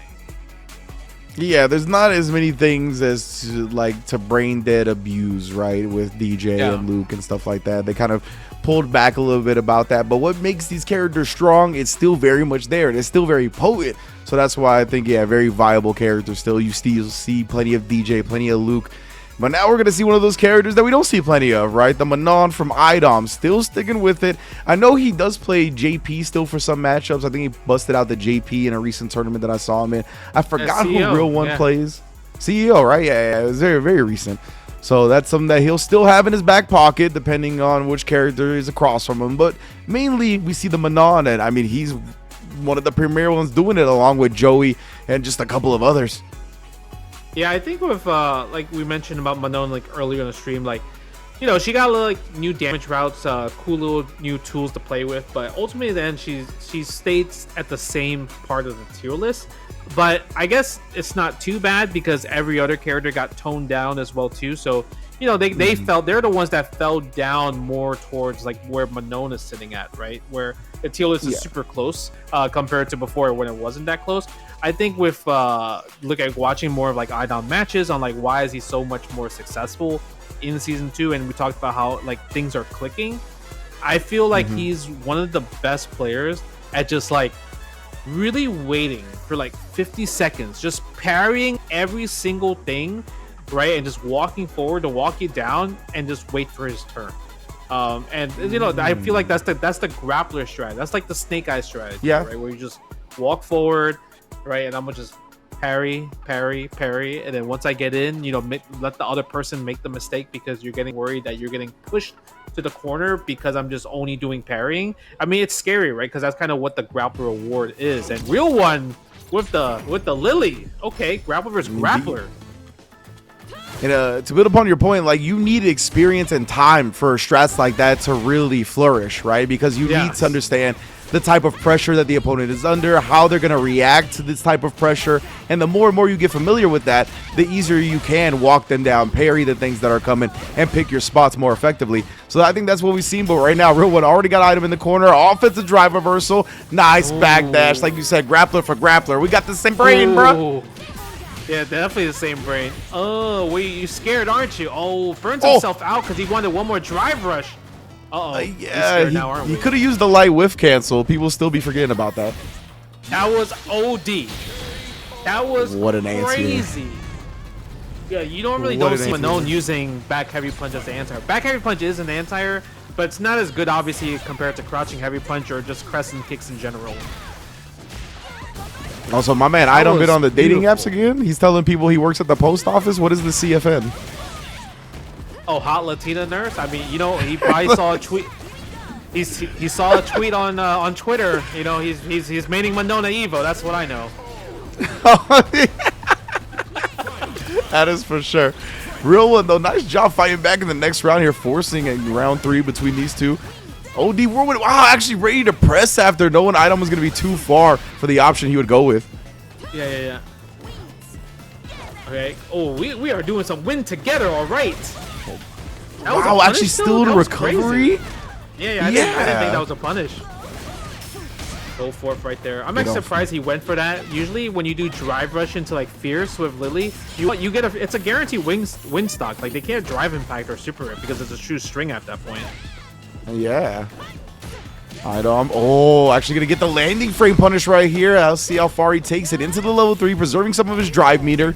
Knew that even if he did an extension and burned himself out, it wasn't going to kill. So, and he also gets the burnout on Real One. Great job. Yeah, I think that was a good sequence. And I think that was also the main reason why he did it early. Because if he did a double drive rush combo, then maybe Real One would have built more drive gauge back, which wouldn't cause the burnout. So my next video is kind of on that dual Kevin L moment from the Korea thing where he did the drive rush and the pixel. Yeah. I saw you. There's some funky stuff with that. Yeah. I saw you post the one with Lashar. Lashar versus Neptune. Yeah. That sequence was insane. Lashar is bonkers, bro, for sure. Ooh, nice. I like that. Releasing that because he saw Idom was about to press a button there. Wake up drive reversal again. But in general, we come in anyway. Overhead actually committed to, and then comboed off of perfect parry for Real One though. I love that crumple, that big punish counter whirlwind. That was sick. Bro, stand Fear's punish counter crumple is so sick with Lily now because like the fact that like her level 1 is like 2 frames faster. She gets like such a sick combo from Stand Fierce now. That's awesome. I love the little improvements like that for a lot of these characters. Yeah. Oh, that was a little. I say little, but they honestly go a long way. Oh, the meaty back heavy punch. And spinning 2 bars to his name on that one. Damn. Yeah. There's like a really easy frame kill with Manon if you end the combo with like the forward circle back medium kick and you just whiff crouch medium punch the back heavy punch. If they press a button, they get double back heavy punch. Oh, Oh, wake up Waking up level with it 3 this time. though. He said, I don't care about your frame kills. I ain't taking any of that. Yeah. Well, I actually like made the life exactly even, it feels like. Oh, but jumped in on trying to swing. Level 2. Guess for game? Yep. And that's Do you what we think talked that's about, an right? It's accident? much. What? The DI? The wake up DI? Do you think that's wake up DI or wake up drive reversal? It should probably wake up drive reversal, right? Like, and they just right. try to press it instead of hold it before you woke up. Yeah, that could definitely been the case. Actually, I didn't think about that. Yeah. I think it's but I think Item was so ready for it because even if he did wake up drive reversal because he did crouching light kick, he'll block in time anyway and then punished it with his with his 6 frame or less punish. So overall, I mean, that was a really like even though Item won 2-0, it was a fight. Like it was like a snowball fight. Like because literally it was like Idom guessed just like right one more than Real One, but Real One was guessing really good as well too in the grappling mirror match. Yeah, like if I saw that and then like had to come up against Real One later, I would be like, oh damn, like I have to really be on my game because that person gave Idom a run for their money. Like you mentioned, every round was tooth and nail. There was really no blowouts that happened. Maybe one round for Idom was convincing, but besides that, Real One was right there with them the whole time.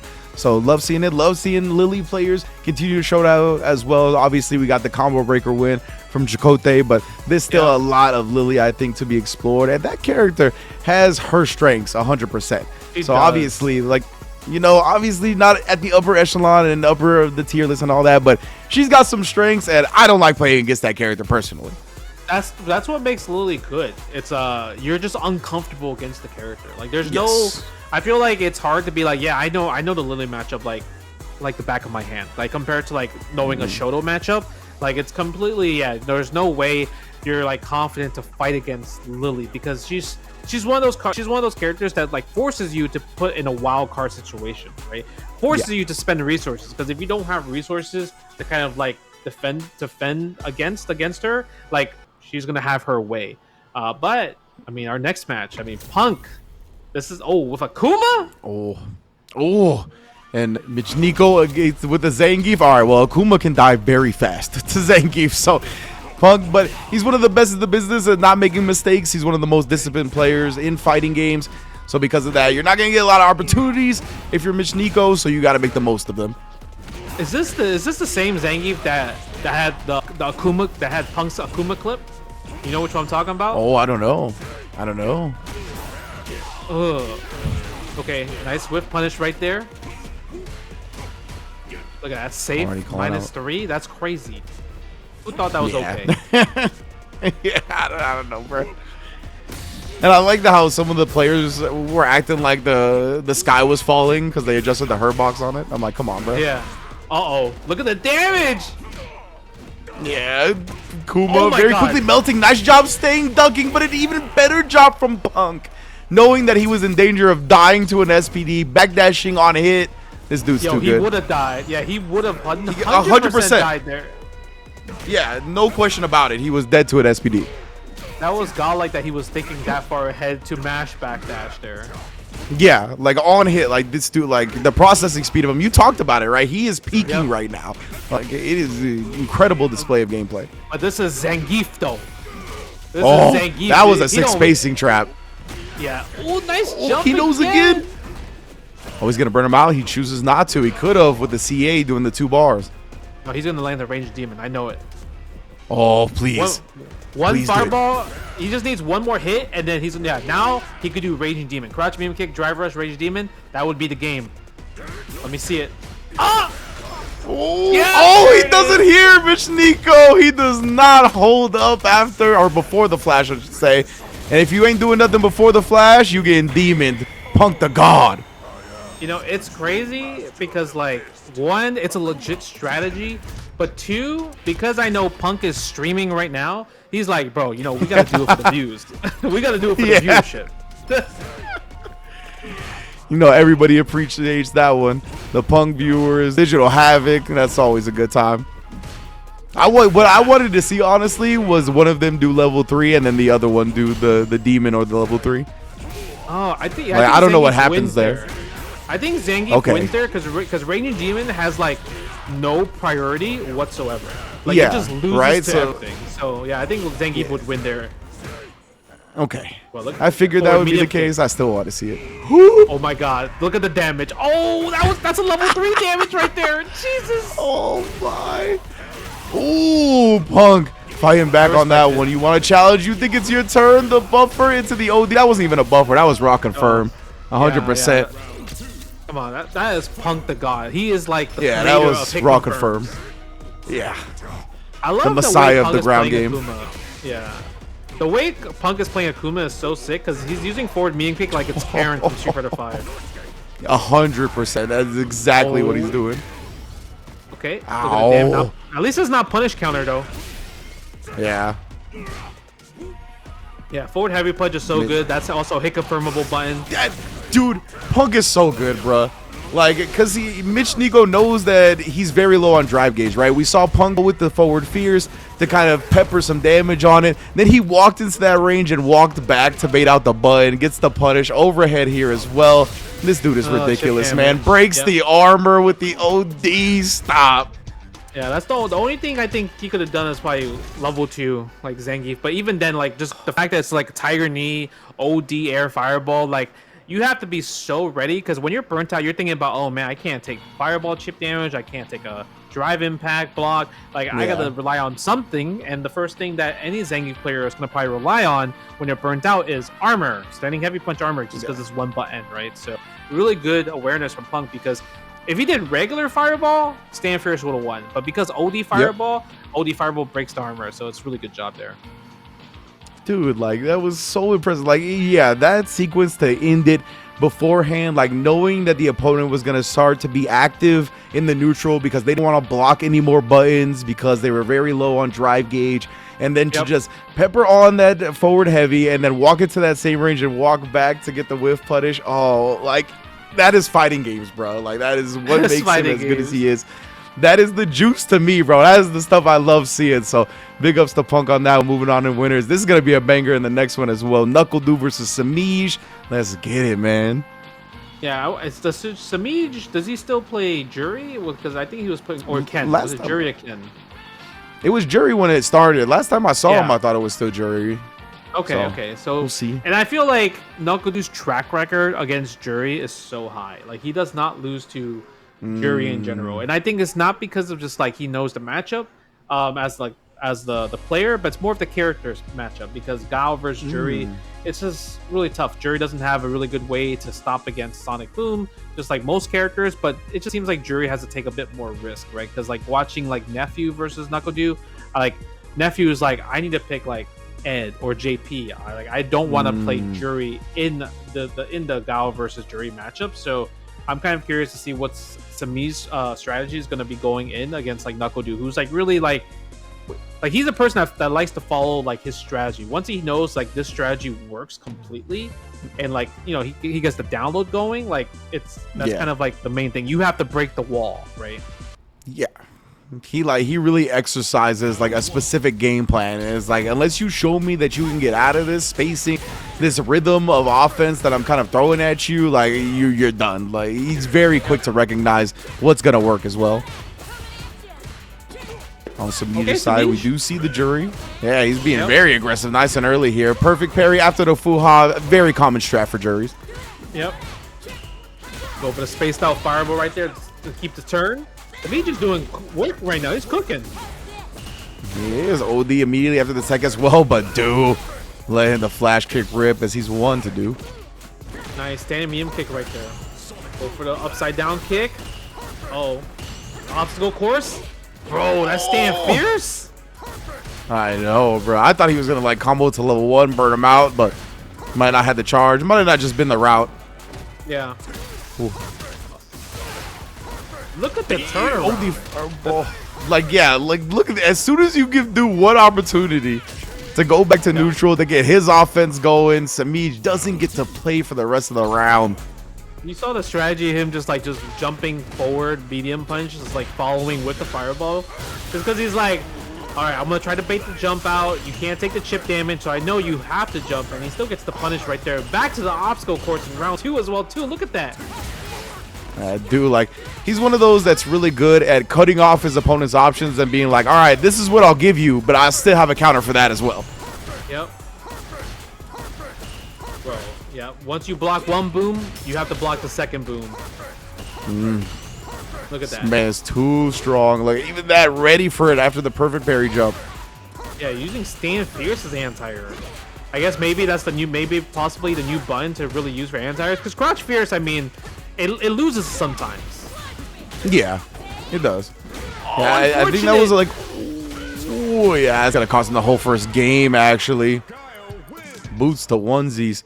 Yeah, I think from that specific spacing, that Fierce seems to work out a bit better than the Crouch Fierce perhaps. I think that was like a spot where if they empty jump, the Crouch Fierce would whiff, but the Stand Fierce doesn't, you know? That makes sense. Go for the boom again. No whiff punish against the crouch medium kick. Nice reaction to the parry. I love that. I love the fact when they use like high attacks as like a meaty so you can't duck it. It's pretty nice. Yeah. Really smart. The sequence that he went with after too, it left him at a very interesting space. Like it felt like outside of reversal light range. Oh yeah, because if you do stand strong into Sonic Boom, for some reason it carries you back. Because it's kind of okay, that's what I saw. Yeah. It carries you backwards because the game is thinking you're gonna do stand strong and the stand fierce target combo. Oh, interesting. Okay. Yeah, it's funky, but that's why it works like that. Interesting. Okay, yeah, that was like the first time I visually like recognized like that Kara pullback. That was okay. That's cool. Yeah, I saw people doing it once because I fought this player named Dagger G and he only plays characters like Guile and Nash, and he did that. Yeah, the veteran Dagger G. Yeah, I'm like, why are you moving backwards when you do that Sonic Boom? I was so confused. That is definitely a cool piece of tech. Do now though, this is where Samish found a lot of success in that opening round, and that's how it stopped. The OD flash kick, dude, just so on point with the defensive reads. With the stand medium kick answer, Knuckle has the level 3, spends it. That's the cash out. And he crushed the crouch medium kick with that. The Sobot going over the low forward. That was ridiculous. Yeah, this is tough because like I think what makes it tough is because if you think about it, Jury doesn't have a fireball. Even though she has one, it's not a real fireball where you can like kind of clash with Sonic Boom. So you have to really use the just like inputting Fuhajin, but a lot of times I feel like if you're gonna do Fuhajin to get the store, there's a good chance that you'll probably get hit by the Sonic Boom because the speed is gonna be different as well too. Yeah, 100%, man. That is interesting stuff. Interesting stuff with the boom changes in the new patch, right? Just the chip. I think the chip to the drive gauge, excuse me, I fumbled over my words there, but yeah, the chip to the drive gauge be a bit more interesting as well. Kind of goes back to what we talked about with the discipline and never just letting things block. Like you have to parry pretty much everything, even when it comes to not perfect parrying them. Like just regular parrying them is so worth because it's so quick to build up, and then you find yourself below that 3-bar threshold, right? It's not even about getting burnt out. It's about getting below that 3 bars, and now you're so restricted. Drive rush cancel equals burnout. You do an OD move, you only got 1 bar left. You do a DI, you only got 1 bar left. Like, it's so scary, and like a punish counter on a parry attempt pretty much drains the rest of your bar. It gets so scary so quickly when that happens. Yeah, I think the worst part is like literally when you mentioned about the 3-bar threshold is like, let's say imagine you did crouch medium kick or button in the drive rush and you're like, oh, he blocked it, and then if your string is not tight and the opponent does like DPOS, then pretty much you're full screen away. Now you're burnt out, and now you're back to dealing with actually chip damage now, and you're disadvantaged on frame data. So everything just kind of just fails at that time, and that's kind of where Knuckle especially, he's shined so much when it comes down to that. Yeah, he's so good. He really pinpoints, like I said, when it comes to cutting off the options of the player, that's something he's really good at. Like, he's really good at only giving you the defensive choice that is going to reward you the least. So because of that, he's like, all right, even if you make that right choice, you're not going to get much of an advantage off of it. And because of that, because we're still in neutral off that, I'm Guile, I'm super good. So at the end of the day, you're going to have a hell of a time trying to get in. So we are going to have next match, MenRD versus Complex 90. This is a match to get into top 8. So Mena actually Damn, beat son. Mena beat Idom in winners round 1 in top 32. So Oh, yeah, so wow, this is okay. gonna get him there. I'm kind of curious what character he's playing. Like it's gonna be Luke or Blanca, Kuma. He was playing Zangief in casuals at CEO, and he was cooking people with Zangief. I don't know if Zangief is like the secret character or whatnot, but I wouldn't think he would pick Zangief in this match because I believe Complex 90 is a DJ player. I believe. Yes, So, like, I believe if- you're correct yeah. with that one. Right, so I don't think you would play DJ versus Zangief just because I think DJ wins that match in particular, but who knows? Maybe Yeah. Akuma, or maybe Blanca, possibly. Who knows? On the Give DJ tip, it was so funny, like going into Capcom Cup, like Snake Eyes being in the DJ pool. Oh, that and, like sucks, there was yeah. like whispers. There was whispers on the streets though at the time where like, nah, like Zangief can fight DJ pretty well, and then it's like we saw the real DJs, and it was like, all right, yeah, nah, this is a very bad matchup for Zangief. So yeah, I don't expect to see it. But Meta, I think he's always liked Zangief from what I understand. So I think, you know, when the character's strong, he's willing to play it. I don't think we're going to see it here because, as you mentioned, we got the DJ on the other side. I'm expecting Akuma, but I don't know. This is strange to me, kind of seeing Mena and questioning who he's going to play, just because season 1 it was always Blanca or Luke. It was so solid. And having that two-prong, like that two-headed monster of characters was so good for him. But in this one, I mean, Blanca, I think is still, both of those characters are still strong. So maybe we do see the Blanca. He still plays it a fair amount. Yeah, I think Blanca or Akuma is what I'm expecting. Yeah, I can see that. I think usually you kind of want to pick Blanca against like players that are not too familiar with the matchup. Like if you don't know the matchup at all, then Blanca's going to be one of those characters that, you know, Lightning Beast install. He's going to just steamroll you at that point, right? But in general, I think DJ has always been good against Blanca. If you think about kind of like Meta's loss in season 1, recently he lost to Zen, right? He lost to Zen at DreamHack, and he twice, and he also lost to Fudo at Capcom Cup in the losers bracket. So DJ is definitely the character that kind of like, you know, kind of is giving him a run for his money a little bit. So maybe not Blanca here because, you know, if you think about Blanca, you want to do like, you know, jump back ball and everything like that. And jump back ball is just, you know, it's so good. But against DJ, it's not that good because meaty crouch heavy punch, you know, you get a punish counter and the back heavy kick into a big damage combo. Like a lot of the damage is so high, especially with DJ. Even though they nerfed it, he still does a grip ton of damage. A ton of damage he still does, man. And the Blanca choice, I love seeing his Blanca for sure. I thought it was so smart for him to do that in season 1 because, as you mentioned, right, you definitely want to exploit Blanca the most against players that are unfamiliar with playing against him, because he is like one of the, if you do not know how to play against Blanca or you don't have a lot of practice in the matchup, he's easily one of the best characters, not only in this game but like in every fighting game he's in. He's just so wild and so unorthodox that, like, if you're not used to it, it's very easy to lose to him. So I think playing that character at the beginning of the game when everybody was learning and everybody was new was one of the most genius moves he did in season 1. So now people are getting a little bit more used to the character, right? They're getting better at fighting it. So obviously the layers have grown as well. I think Blanca is definitely a solid enough character where he doesn't have to just rely on somebody being unfamiliar with the matchup. But nonetheless, it's still something that I think kind of holds back the choice of picking Blanca as much as he once did. Yeah, I guess more people are just like more willing. They just know the matchup a bit more, right? It's kind of like how, like, if you fight against Cammy and you have her in the corner, like the chances of her doing wake up OD cannon spike is much higher compared to other characters, right, in the game. Blanca, I feel like it's the same. Like if you knock him down, you're more likely to go for a meaty instead of a throw because wake up air ball is a thing. But he's gonna go with the Luke though. Complex with the Akuma. Okay, so yeah, Complex is the one playing the Akuma, the DJ sideline, and Meta, who I feel like this is the first time I've really seen him play Luke much in season 2. Maybe he did at the DreamHack a little bit as well, and it's slipping my mind, but nice to see it. Yeah, I think he played Akuma a little bit. I also like Luke versus Akuma when you think about it, because when you think about Akuma's fireball game is so good and everything, like at this range, if Luke can like walk back and just react to with OD Sandblast, like he'll be able to punish Akuma every single time with OD Sandblast. Yeah, that's a great point. Sandblast definitely going to be one of those things that, despite Akuma's strong fireball game, is going to cause him issues. That was plus on block off the fireball, but Complex maybe just trying to bait something out. Either way, drive rush check not there. Combos into the level 1, still alive. Overhead buried. We got a chance, and we're going to cash it out. Double DRC. Mena RD. Clutch defense. Oh my god, it was crazy because Complex, he was just mashing jab. He's like, please, anything trade. Please, let it trade. Yeah. It's one of those things, right? You get caught, the shiny red ball of the opponent only having a pixel of life. You'll mash whatever. Yep, go for the sandblast. Oh, nice. I love the walk back forward medium punch there.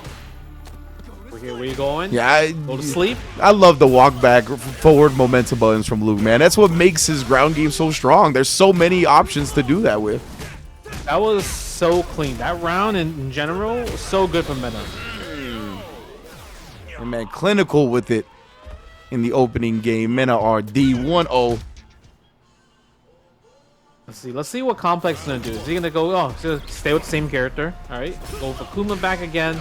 Oh my god, nah. That's disrespectful. That Round is. start, drive rush overhead. Look at that, and the pressing back. Meta just knows right now. He's like, nah, son. Like, I know the way I conditioned you in the first round, and we're getting back-to-back perfects. Oh, he's just got to finish off the combo. Level 1 on the Akuma health actually still survives. I didn't think he was going to. At this point, it doesn't really matter, right? Because it's like, you have to really play bad to lose this round afterwards. Yeah, for sure. Oh, the jumping, though. Bro, that was fierce, drive rush, fierce. Oh, you're dead. Damn. All right, you talked about speed running with Bison. This is also very quick character when it comes to kills. Good tech throw. And RD survives, and look at this, still just bulldogging him down. Uh-oh. Goes with the suppressor.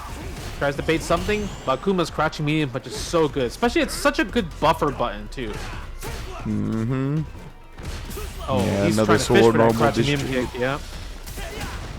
And Meta, you see him. Oh, my goodness. Is he going to build a level 3? Just enough? Oh, yes! Oh, my. The calculation. Speed running sets from Meta RD here. CA damage, Akuma, you got no hope, brother. I really love that empty jump drive impact because you thought it was it was more of like a safe jump setup, right? Safe jump setup, and you were ready to just like block it. But the fact that he just did a fake safe jump into drive impact, that was like, you don't really see that too often, right? Because obviously it would lose to like back, like, you know, like if somebody just mashed throw, if they're assuming throw was going to happen. But it's a mix up because if you mash throw and they do a safe jump fear, like, you know, jumping coming down button or go empty jump low, your throw loses, right? Your throw tech loses that situation. So it was a really good gamble right there. And another reason I think it's an extra good gamble is too, a lot of people like to parry in the situations where they see a safe jump coming, right? That's like the main option up against safe jumps. And if you tap parry in that instance, you're going to be in recovery when the DI comes. Like, you will not still be parry active. You'll be in recovery. You'll be locked into blocking, and then you'll be wall splat anyway. So very, very cool setup at the end right there. Yeah, that's I feel like that's tech that a lot of people haven't put too much into their game. I know Nemo was like the one, he made a video about it where like if you do parry, you can't respond with drive impact right away. So a lot of times with like, if you're a character with slow fireball, if you see them, they're in the corner and they parry the fireball, try to go for the drive impact right after the fireball parry, because then they cannot do respond drive impact back. So that's like tech I want to see more people use more often. Yeah, that's a really cool place to do it, is off the safe jumps. I don't see like anybody do that. That's like one of the first times I've seen somebody kind of utilize it off of a fake safe jump. The main place I see it used is when people get knocked down in the corner and they'll do drive rush into drive impact. Like the drive rush to try to bait the perfect parry, you know what I mean? So like the tap parry bait, and then you'll be locked into recovery again. That's the main place I see it. Off that safe jump, exquisite, man. That was really cool. Yeah, that was really cool. I hope to see that more often, just because like that was the first time I ever see that setup in particular. That was a really, I don't know if like if other people would react to that, like, or they're like, oh, because they're expecting the norm, right? They're expecting the safe jump, they're expecting the throw. So seeing just like jump drive impact is an interesting choice. No, 100%. Yeah, that there are layers to it though, right? Even though visually it looks like wild, but like there is definitely a rhyme and reason to do it. And I mean, that was Mena kind of respecting complex, knowing that a lot of answers to safe jumps, even if they leave you at -2, it's not a real punish. That's still what people like to do to get a more fair opportunity out of it. But let's to the Ken mirror. You know we gotta have at least one of these in every Street Fighter 6 bracket. Safe versus we got Boosie Booch. Yeah. Boost. Yeah, we talked about Saif. You know, he made top 8 at Capcom Cup last year in Street Fighter 6. But when you think about the MR rating, though, Boost has a higher MR rating with the Legend Rank kit. So we'll, you know, I'm kind of curious to see, you know, who knows Ken more, who plays online Ken better. Yeah, I was impressed. Boost was ready for the drive impact reset right there. That is definitely a move Safe loves to do. And then I love that perfect parry off the Fierce and the manually timed the linkable overhead. Let's go. Bro, that was some studying. I know you press this button. I know you like to do drive impact resets, and Boost was able to counter every single time. Yeah, I was really impressed on that one. Oh, blows up the fuzzy. That's like the fuzzy defensive timings people like to do, right? That's why you let the drive rush rock a little bit longer. Yeah, it's a tough situation because like not many people are going to be completely ready to do DPOS after button drive rush every single time. Yeah. It's such a fast input. Just like that. That was the DPOS. He was tired of that. He's like, I'm not taking those anymore. Precisely. And you know, say he tried to like mix it up too. He went with the true box string off the drive rush, but he kept trying to take his turn after. I'm surprised he didn't try to bait out the DP. Yeah, spends the level 3 a little bit too far. That was good. Hadouken. Oh no! I think he normally you probably could have done something after that fireball, but the extra block stun from burnout, I think it caught him off guard. Yeah. Nice. The drive reversal. Saif is so good at that. Goes for the tech throw again. You could tell that side they're after both the first rounds, like round 1, round 2, they're playing a bit more slower this time around. They know what's on the line. This is a top 8 qualifier, right? Winner of this goes in the top 8 winner, so it's like a huge benefit. Yeah, I love it. And Boost right there.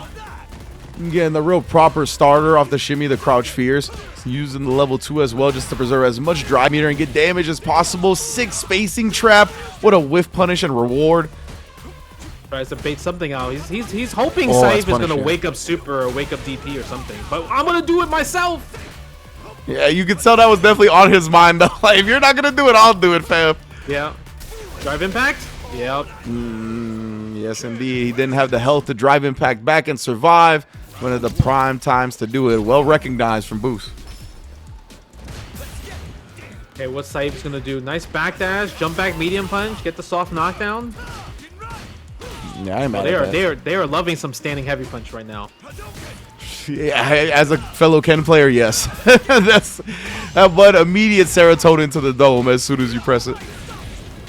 Alright, perfect parry, scaled and combo, but we want the corner carry. Wow.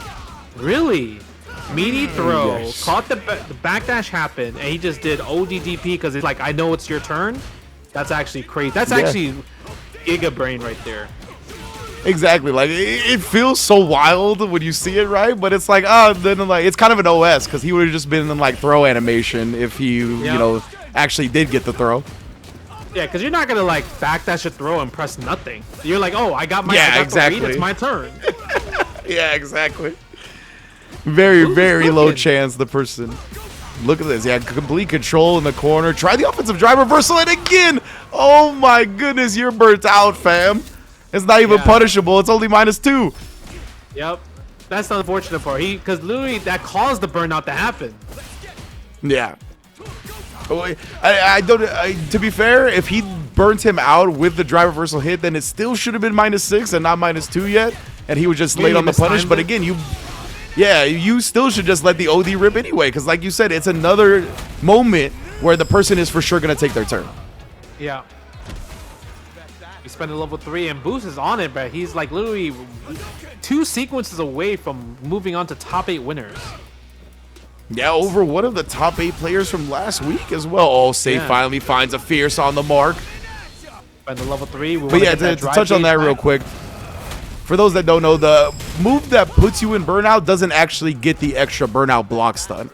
Yep. Just as a clarification. Oh, and again, I don't even know how. After the blocked fears, he just goes in a crouch medium kick and it works out. Oh, no. Boost was doing something. Maybe he pressed crouching jab right there. It said counter hit. Yeah, just like a hesitation on the crouch jab a little bit late with it. Because it is definitely your turn after blocking fears with Ken, but nonetheless, safe is finding the hits. All right, safe It's turning an it awkward up. button, though, afterwards, is. for sure, to take your turn.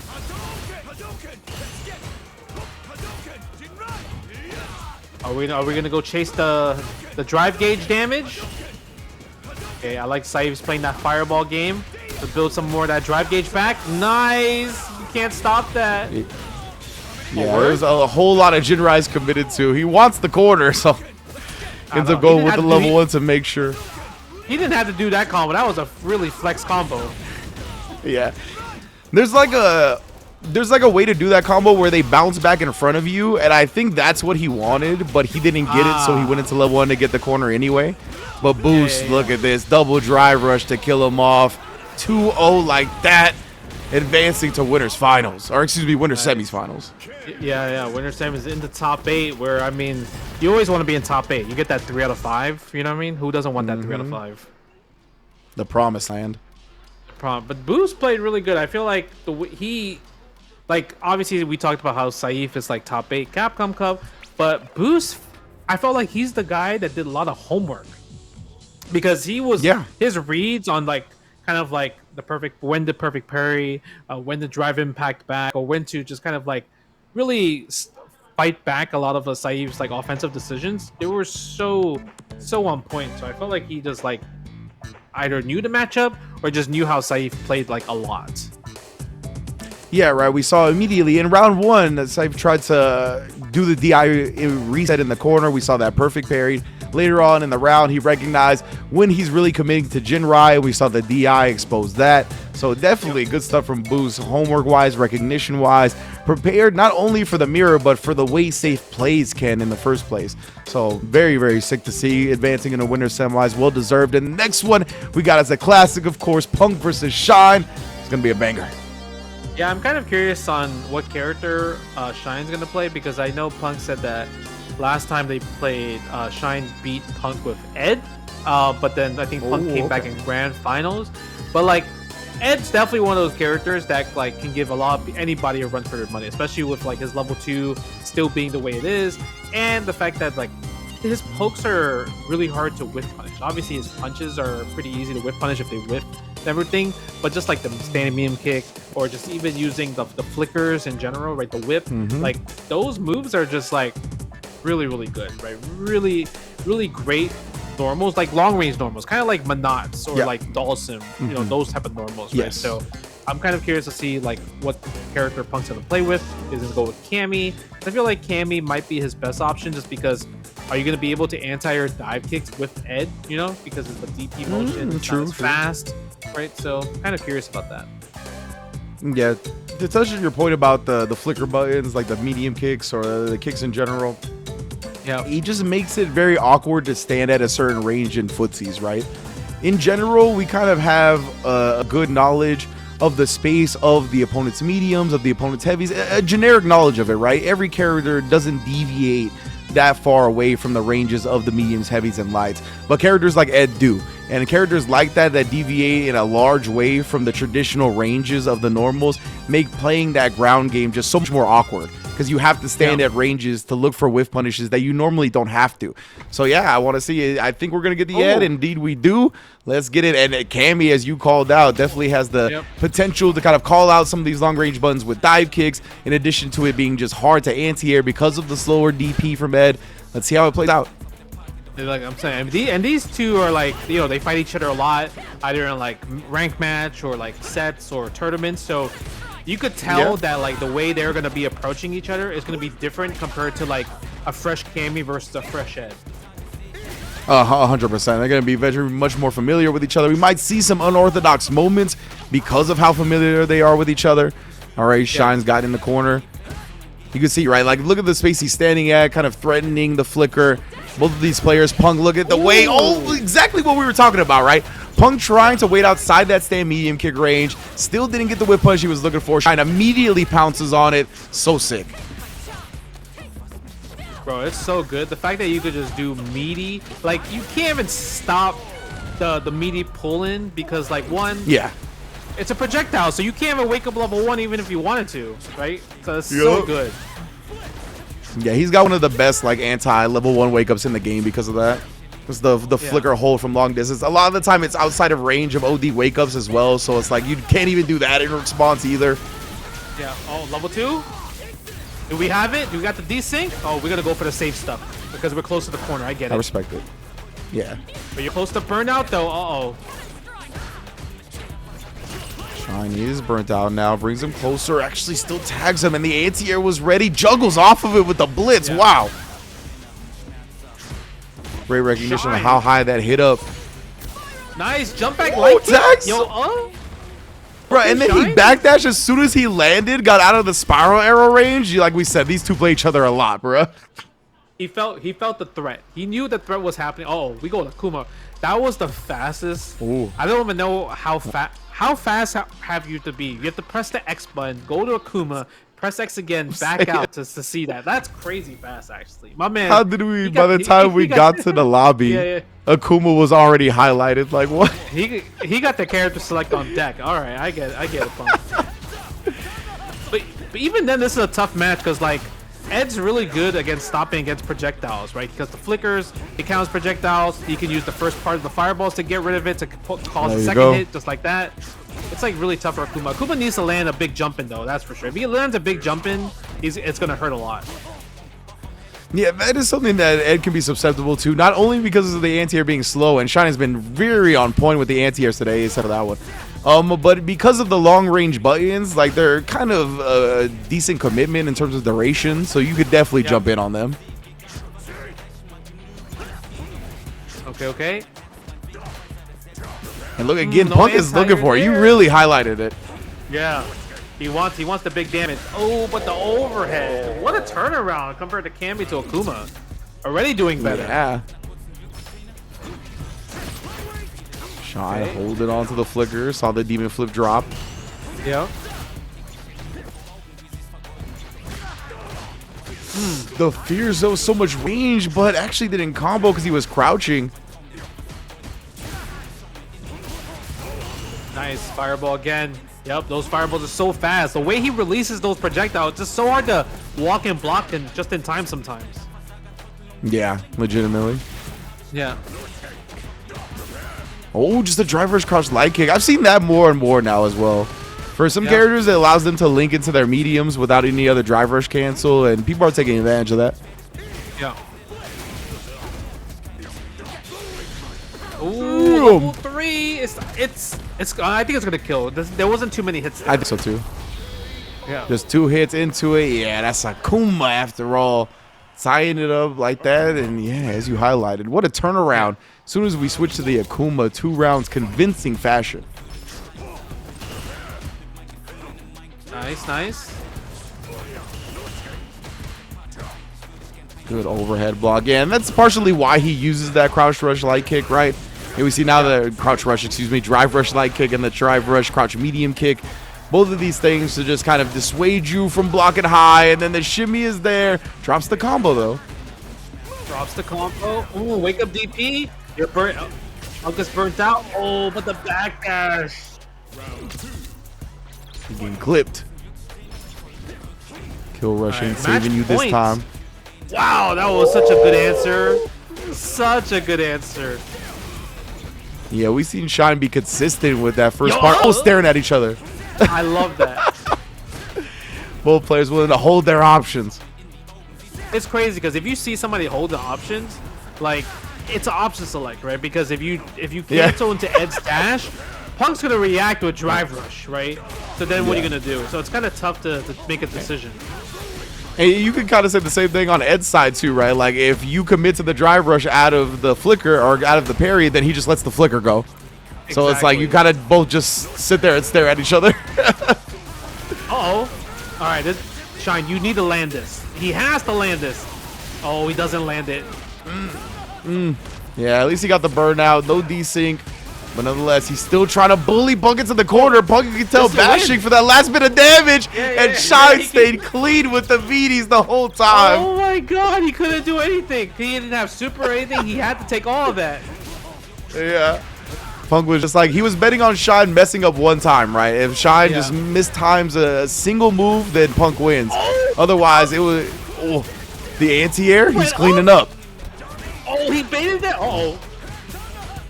Time to hustle. Oh, the low. He eventually got Punk.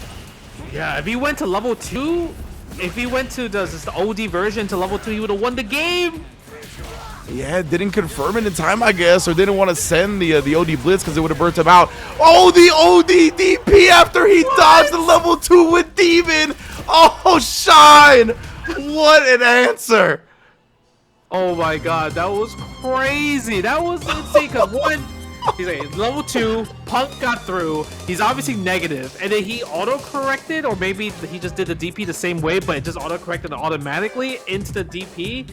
Man, what if Punk just blocked though? Demon Flip, nothing blocked. That would have been insane. But the fact that just Shine was able to make a decision like that on the fly, on the spot, that was insane. And just like that, Punks and losers, Shine and winners top 8. That was what a way to do it, Shine. And yeah, you had the intel correct, right? Like they had 4 Punk in that matchup. Has proven successful before for Shine, proved successful today as well. That is a prime spot to be. Of course, this is a World Warrior event, so getting to that top 8 winner side, guaranteeing you a nice chunk of points. But you know, Shine coming for that whole first place. That was classic Ed, right? You win the game with a DP. Classic Ed. Yeah. Classic Ed. Ed. Like Street Fighter 5 classic Ed, like, you know what I mean? Definitely. Yeah, it was really. I was really scared for Shine at one point, just because like when he landed that big comeback that he did, but the beginning of the comeback, the start of it, he landed the level 2, but it wasn't like the combo that he wanted to do, right? But everything else, he was able to kind of like fix everything, keep the strings tight, and keep everything like advantaged into his favor, and able to make that big comeback. Because that was like pretty much, I would say that round is the reason why he probably won the rest of the set, right? Ultimate end. Oh, for sure. Yeah, like being able to clutch out that round gave him the opportunity to even play in that final round, and a whole lot of momentum going into it, a whole lot of confidence going into it, I think. So beautiful stuff right there, because that was very much a discipline. Like, as long as I don't mess this up, then I'm taking this round, even being from this deficit. And honestly, doing that is a big like morale booster. Just knowing that you don't have to mess up to take a W, and you don't mess up, that gives you a lot of confidence going into the next round. I'm so curious on like so obviously we talk about Knuckle, he has like Gaio and Cammy, but he's been using Cammy a lot against Luke in particular. I think it probably happened after Capcom Cup. Ooh, that was a bad Spire Arrow, but I think it was after Capcom Cup where he was like, bro, these Luke players, they just keep jumping in and I keep dying for it. Yeah, right. They just are willing to risk the jump against the booms. So he's putting Guile on the bench, completely removing the temptation of a projectile. And yeah, with Cammy, I mean, he just stays ready on the ground. Yeah. Ooh, like, doesn't go for that. He thought Duckadoo was going to wake up OD, probably reversal OD cannon spike, but didn't fall for it. No DP from Kami's side, though. Unfortunate. Kami letting the air go uncontrolled for now. Suppressor attempt, and the OD dive kick immediately after. Thwart the button attempt. You saw Kami was trying to snipe a walk back, but Do ain't giving him nothing. Nice. I like the forward throw right there. Walking forward. The close battles, the close match. Cammy players are just so good at lately, just walking forward and just inching in closer and closer to go for that throw. Yeah, man. Like, and it all, I think, comes from their ability to establish the light punch as well. Like, they're so good at just utilizing max range light punch because of her walk speed, and then you get scared, right? You get counter hit, like they're confirming into the crouch medium punch. That makes you hesitate a little bit longer, and that allows them to inch forward and get the throw instead. Yep. Ooh, level 3. Level 3. Keep it simple. Tournament combo right there. That's how we do it. He's a tournament veteran after all. Knuckle Do 1-0. Yeah, I wonder, like, Tommy, I mean, I know he mainly only plays Luke. He used to play Akuma in, like, 5, and I don't think he probably tried Akuma probably in 6, but he's probably realized it's just much harder to play Akuma compared to Luke, at least in this version, because of the life deficit, possibly. Yeah, I think you're right about that. Yeah. Standing heavy kick right there. Nice challenge. Drive gauge damage to drive gauge damage. Good check on the dash.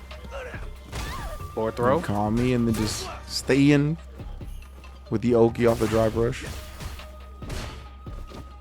I like that one right there. Yeah, I love Knuckle usage. Yeah. A stay heavy kick Just right that there. heavy kick, right? Yeah, because Knuckle is one of those guys where it's like, if it's a good button, he'll let you know it's a good button. He'll teach you, and then yeah, you might want to look up about this one. Oh. Wow, okay. Wake up level 1 right there. Damn blast. Maybe maybe trying to bait a spin knuckle possibly now. Oh, that's a neutral good point. jump. Could be. Yeah. Yeah. That's what he's looking for. You're right. The spin knuckle is, I think, why he's neutral jumping, but do not give him the easy way out. Snipes and spins the rest of his meter to put Kami on close to death. Good bait. Damn. Yeah, that was good bait. Because normally, like, Kami players will like to do, like, meaty spiral arrow because it'll be +2 in that situation. But, yeah, Wake Up Super will definitely beat the spiral arrow. But Knuckle didn't fall for it.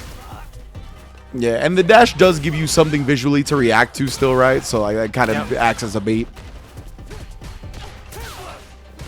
Those are that. Luke's setups are always so funny because it's like, they, like, okay, perfect knuckle, random button whiff into meaty throw. It just looks so funny. Like it's not meant, right? That's not meant to be. It's not meant to do that, but it is meta, right? Yeah, it really feels like a dealer's choice of button press too. It's just like, all right, well, we're gonna whiff into the throw. Yeah, because most people use the dash, but Kami's using standing heavy kick. Oh, that should be it. Yep. Target acquired. Yeah, Isn't enough though. Ooh. Oh, Pixel again. Poster Boy had the protagonist advantage, but not for long. Snipe with the crouch medium kick. Knuckle do. Winner side top 8 as per usual. Yeah, I think in season 1 that combo would have killed, but because of like the scaling of just like jabs and the drive rushes, that it probably caused that. That's the reason why I didn't kill. Leave with a Pixel, even though level 2 got buffed in terms of damage, but the scaling is still a little bit too much. Yeah, that's it's still something us as commentators are like really trying to hone in on because of the scaling changes, right? There's still some combos that I think, and the players as well, are kind of trying to figure out how much damage is actually going to do in these scenarios with the scaling changes. So left on a Pixel this time, but yeah, still enough to put him into the winner's side top 8. I think, is that all of winner's side top 8? I got one more to go. That was winner's side top 8, so it's going to be Shine versus Boots in the top side. Oh, that's right, Boots. Yep, and the bottom side will be Meta versus Knuckledew. So that will be the bottom side. And yeah, it's kind of insane, right? Because we have like on the top side we have like Shine versus Boost, which could be like probably maybe Kimberly versus Ken or maybe Ed versus Ken. And then bottom side we have 2 Capcom Cup champions, NRD versus Knuckledew. I'm for sure believe Knuckledew will probably play Cammy just because, you know, Gao versus Blanca, and with the track record that Knuckledew has against that, it's not the best, right? And obviously you need to hit first because then you can overwhelm the opponent with your offense. And I think he's a pretty good fireball thrower as well. So obviously with Akuma, that's enhanced in addition to everything else. Yeah. So I feel like this might be the fastest match of the night if you think about Akuma versus Akuma. It could be long if they really like super into their fireball game and whatnot, but I feel like one jump in from an Akuma player landing that kind of just solidifies the rest of the game. You know, because it's a hard read, knowing the pattern. So I guess it really depends on what's going to happen there, right? I was gonna say, do you think we don't see a fireball thrown after a jump in happens? At least for the person that got jumped in on, like no more fireballs for the rest of the set. I think round 1 fight, it will be wait 2 seconds, then fireball for both sides, and then the second game, someone's gonna do round 1 fight jump automatically. That's what I truly believe in. But we'll see. I don't know. I hope so. See. I'm really hoping for that. I want the 99-second jump now. Do it. Ooh, no, just like you said, one of them fireballed. I mean, in complex jump, it would have hit. Yeah, it would hit. Oh man. Ooh, actually caught Joe Rogan starting up with that one. Oh, outside of the range to continue, and Complex knew immediately taking a turn. Yep. Give me that. 8 extra frames of total duration. Easy throw. Bro, that does so much damage on Akuma. Getting punish counter throw of Akuma actually like is like, man, I don't want. That hurts a lot. Yeah, because it's more. It's always 2,000 damage, right? But that's more than 20% of his life because it's only 9,000. Exactly. So that's Yep. wild. Yep. Go for the jump using the Daigo crouching heavy punch. Man was raising the roof. He was looking like Nelly on stream. That was crazy. Yeah, for reals. Nice cross cut though. Ooh, that should be the round for Joe. Look, yo, these matches go by fast with Akuma. Oh, I want you to jump. Just right? jump for me one time. Yeah. Nobody's risking it so far. Yeah, With a chop, that's plus frames.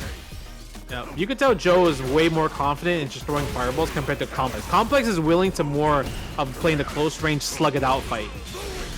Yeah. And Joe, like I said, I think he's a good fireball chucker, man. And we see the confidence on display here in game 1.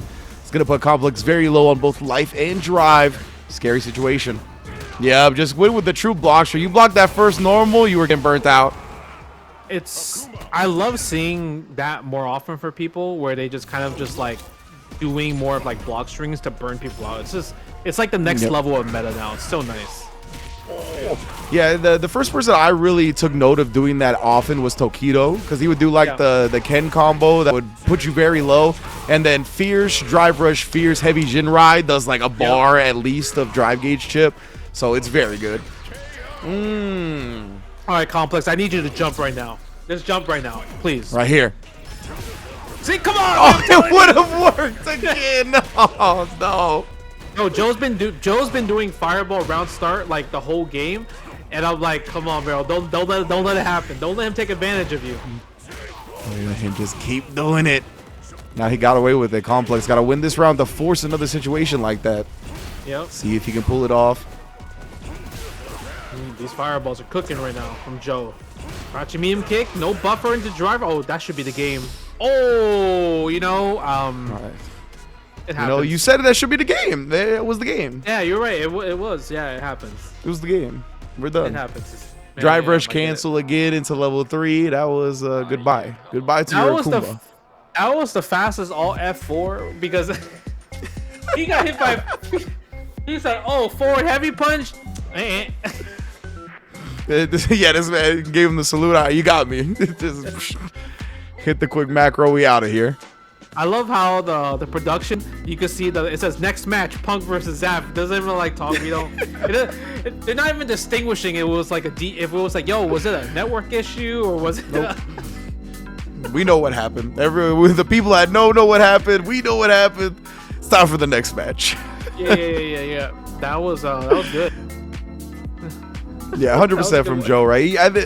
I think you highlight it was the confidence, really. The Complex was trying to play a bit more reactive, and like he couldn't find the right reads. Like he didn't want to commit to anything too heavily, and it was really the tale of two Akuma players, right? I feel like Complex is one of the Akuma players that's trying to be careful, slow, and safe. They're really worried and conscious of how low Akuma's health bar is, and they kind of play in a little more timid way because of that. While Joe's just like, I'm gonna be confident that everything I do is correct, so it doesn't matter how much life I have because I'm never gonna get hit. Let's just go. Dude, the confidence that you have to have with Akuma to throw ground fireball like every round, it's crazy. Cause I'm just like, that's a jump and waiting to happen. You know what I mean? Yeah, 100%. Yep, we got the Bison for Zaf. Yeah, sticking with it so far. That's what we suspected he's been playing the whole time in losers bracket. Punk, of course, now sent there by Sean. Yeah, we talked about scissor kick, but you know, neutral jump against scissor kick is so strong. Yeah, very susceptible to that one. You can't just be brain dead and abuse it. Ooh. Oh. Okay. Yeah, I like that. Cool little sweet combo. I'm Juggling, kind of curious if you know? Bison players have gone to the point where they're using Psycho Crusher as an anti-air. So, yeah, when you were talking about his anti-airs earlier, I wanted to bring it up because I feel like we haven't seen it that much. But if you got the charge ready, that is such a dominant anti-air, bro. Oh! Nice. The throw tech. That was so Stop the good. pop. Yeah. Ooh, Yeah. the shimmy. I get it, Zap. We're still teching. I understand. Yeah, it'd be like that. Like, we went over it before, right? We'll see though. I think Punk definitely likes to shimmy people, so maybe we'll see Zaf go with the hard call out crouch medium kick, knowing that he's already shown the tech. Yeah, that would be good. Going for crouch medium kick. It's a huge commitment with Bison, right? Because you're either doing drive rush or you're doing OD scissor kicks. But if anything, there's no like really safe option from crouching medium kick with Bison. Yeah.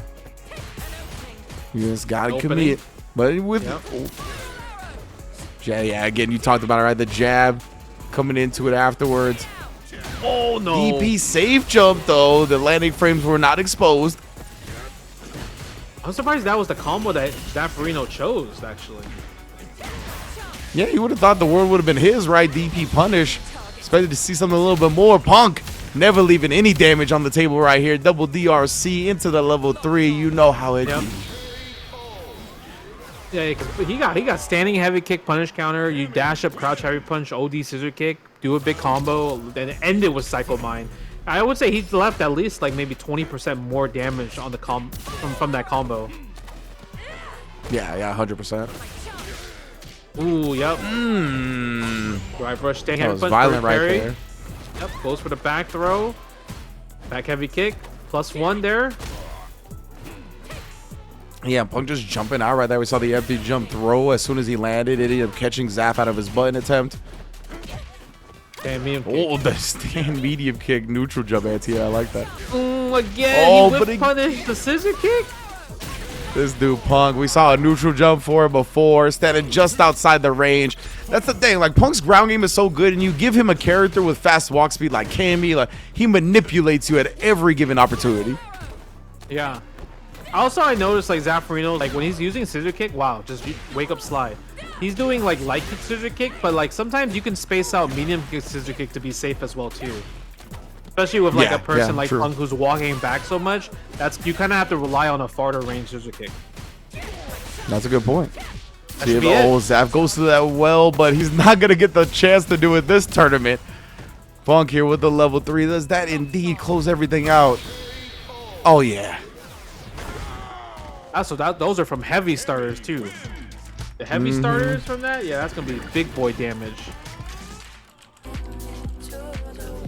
Nice job from Punk. Going to be qualifying into the top 8 loser side of things here for the World Warrior East. Again, he's the champion, the reigning defending one of this region last week. So he already got 50 points to start the season. Oh, my dog's on.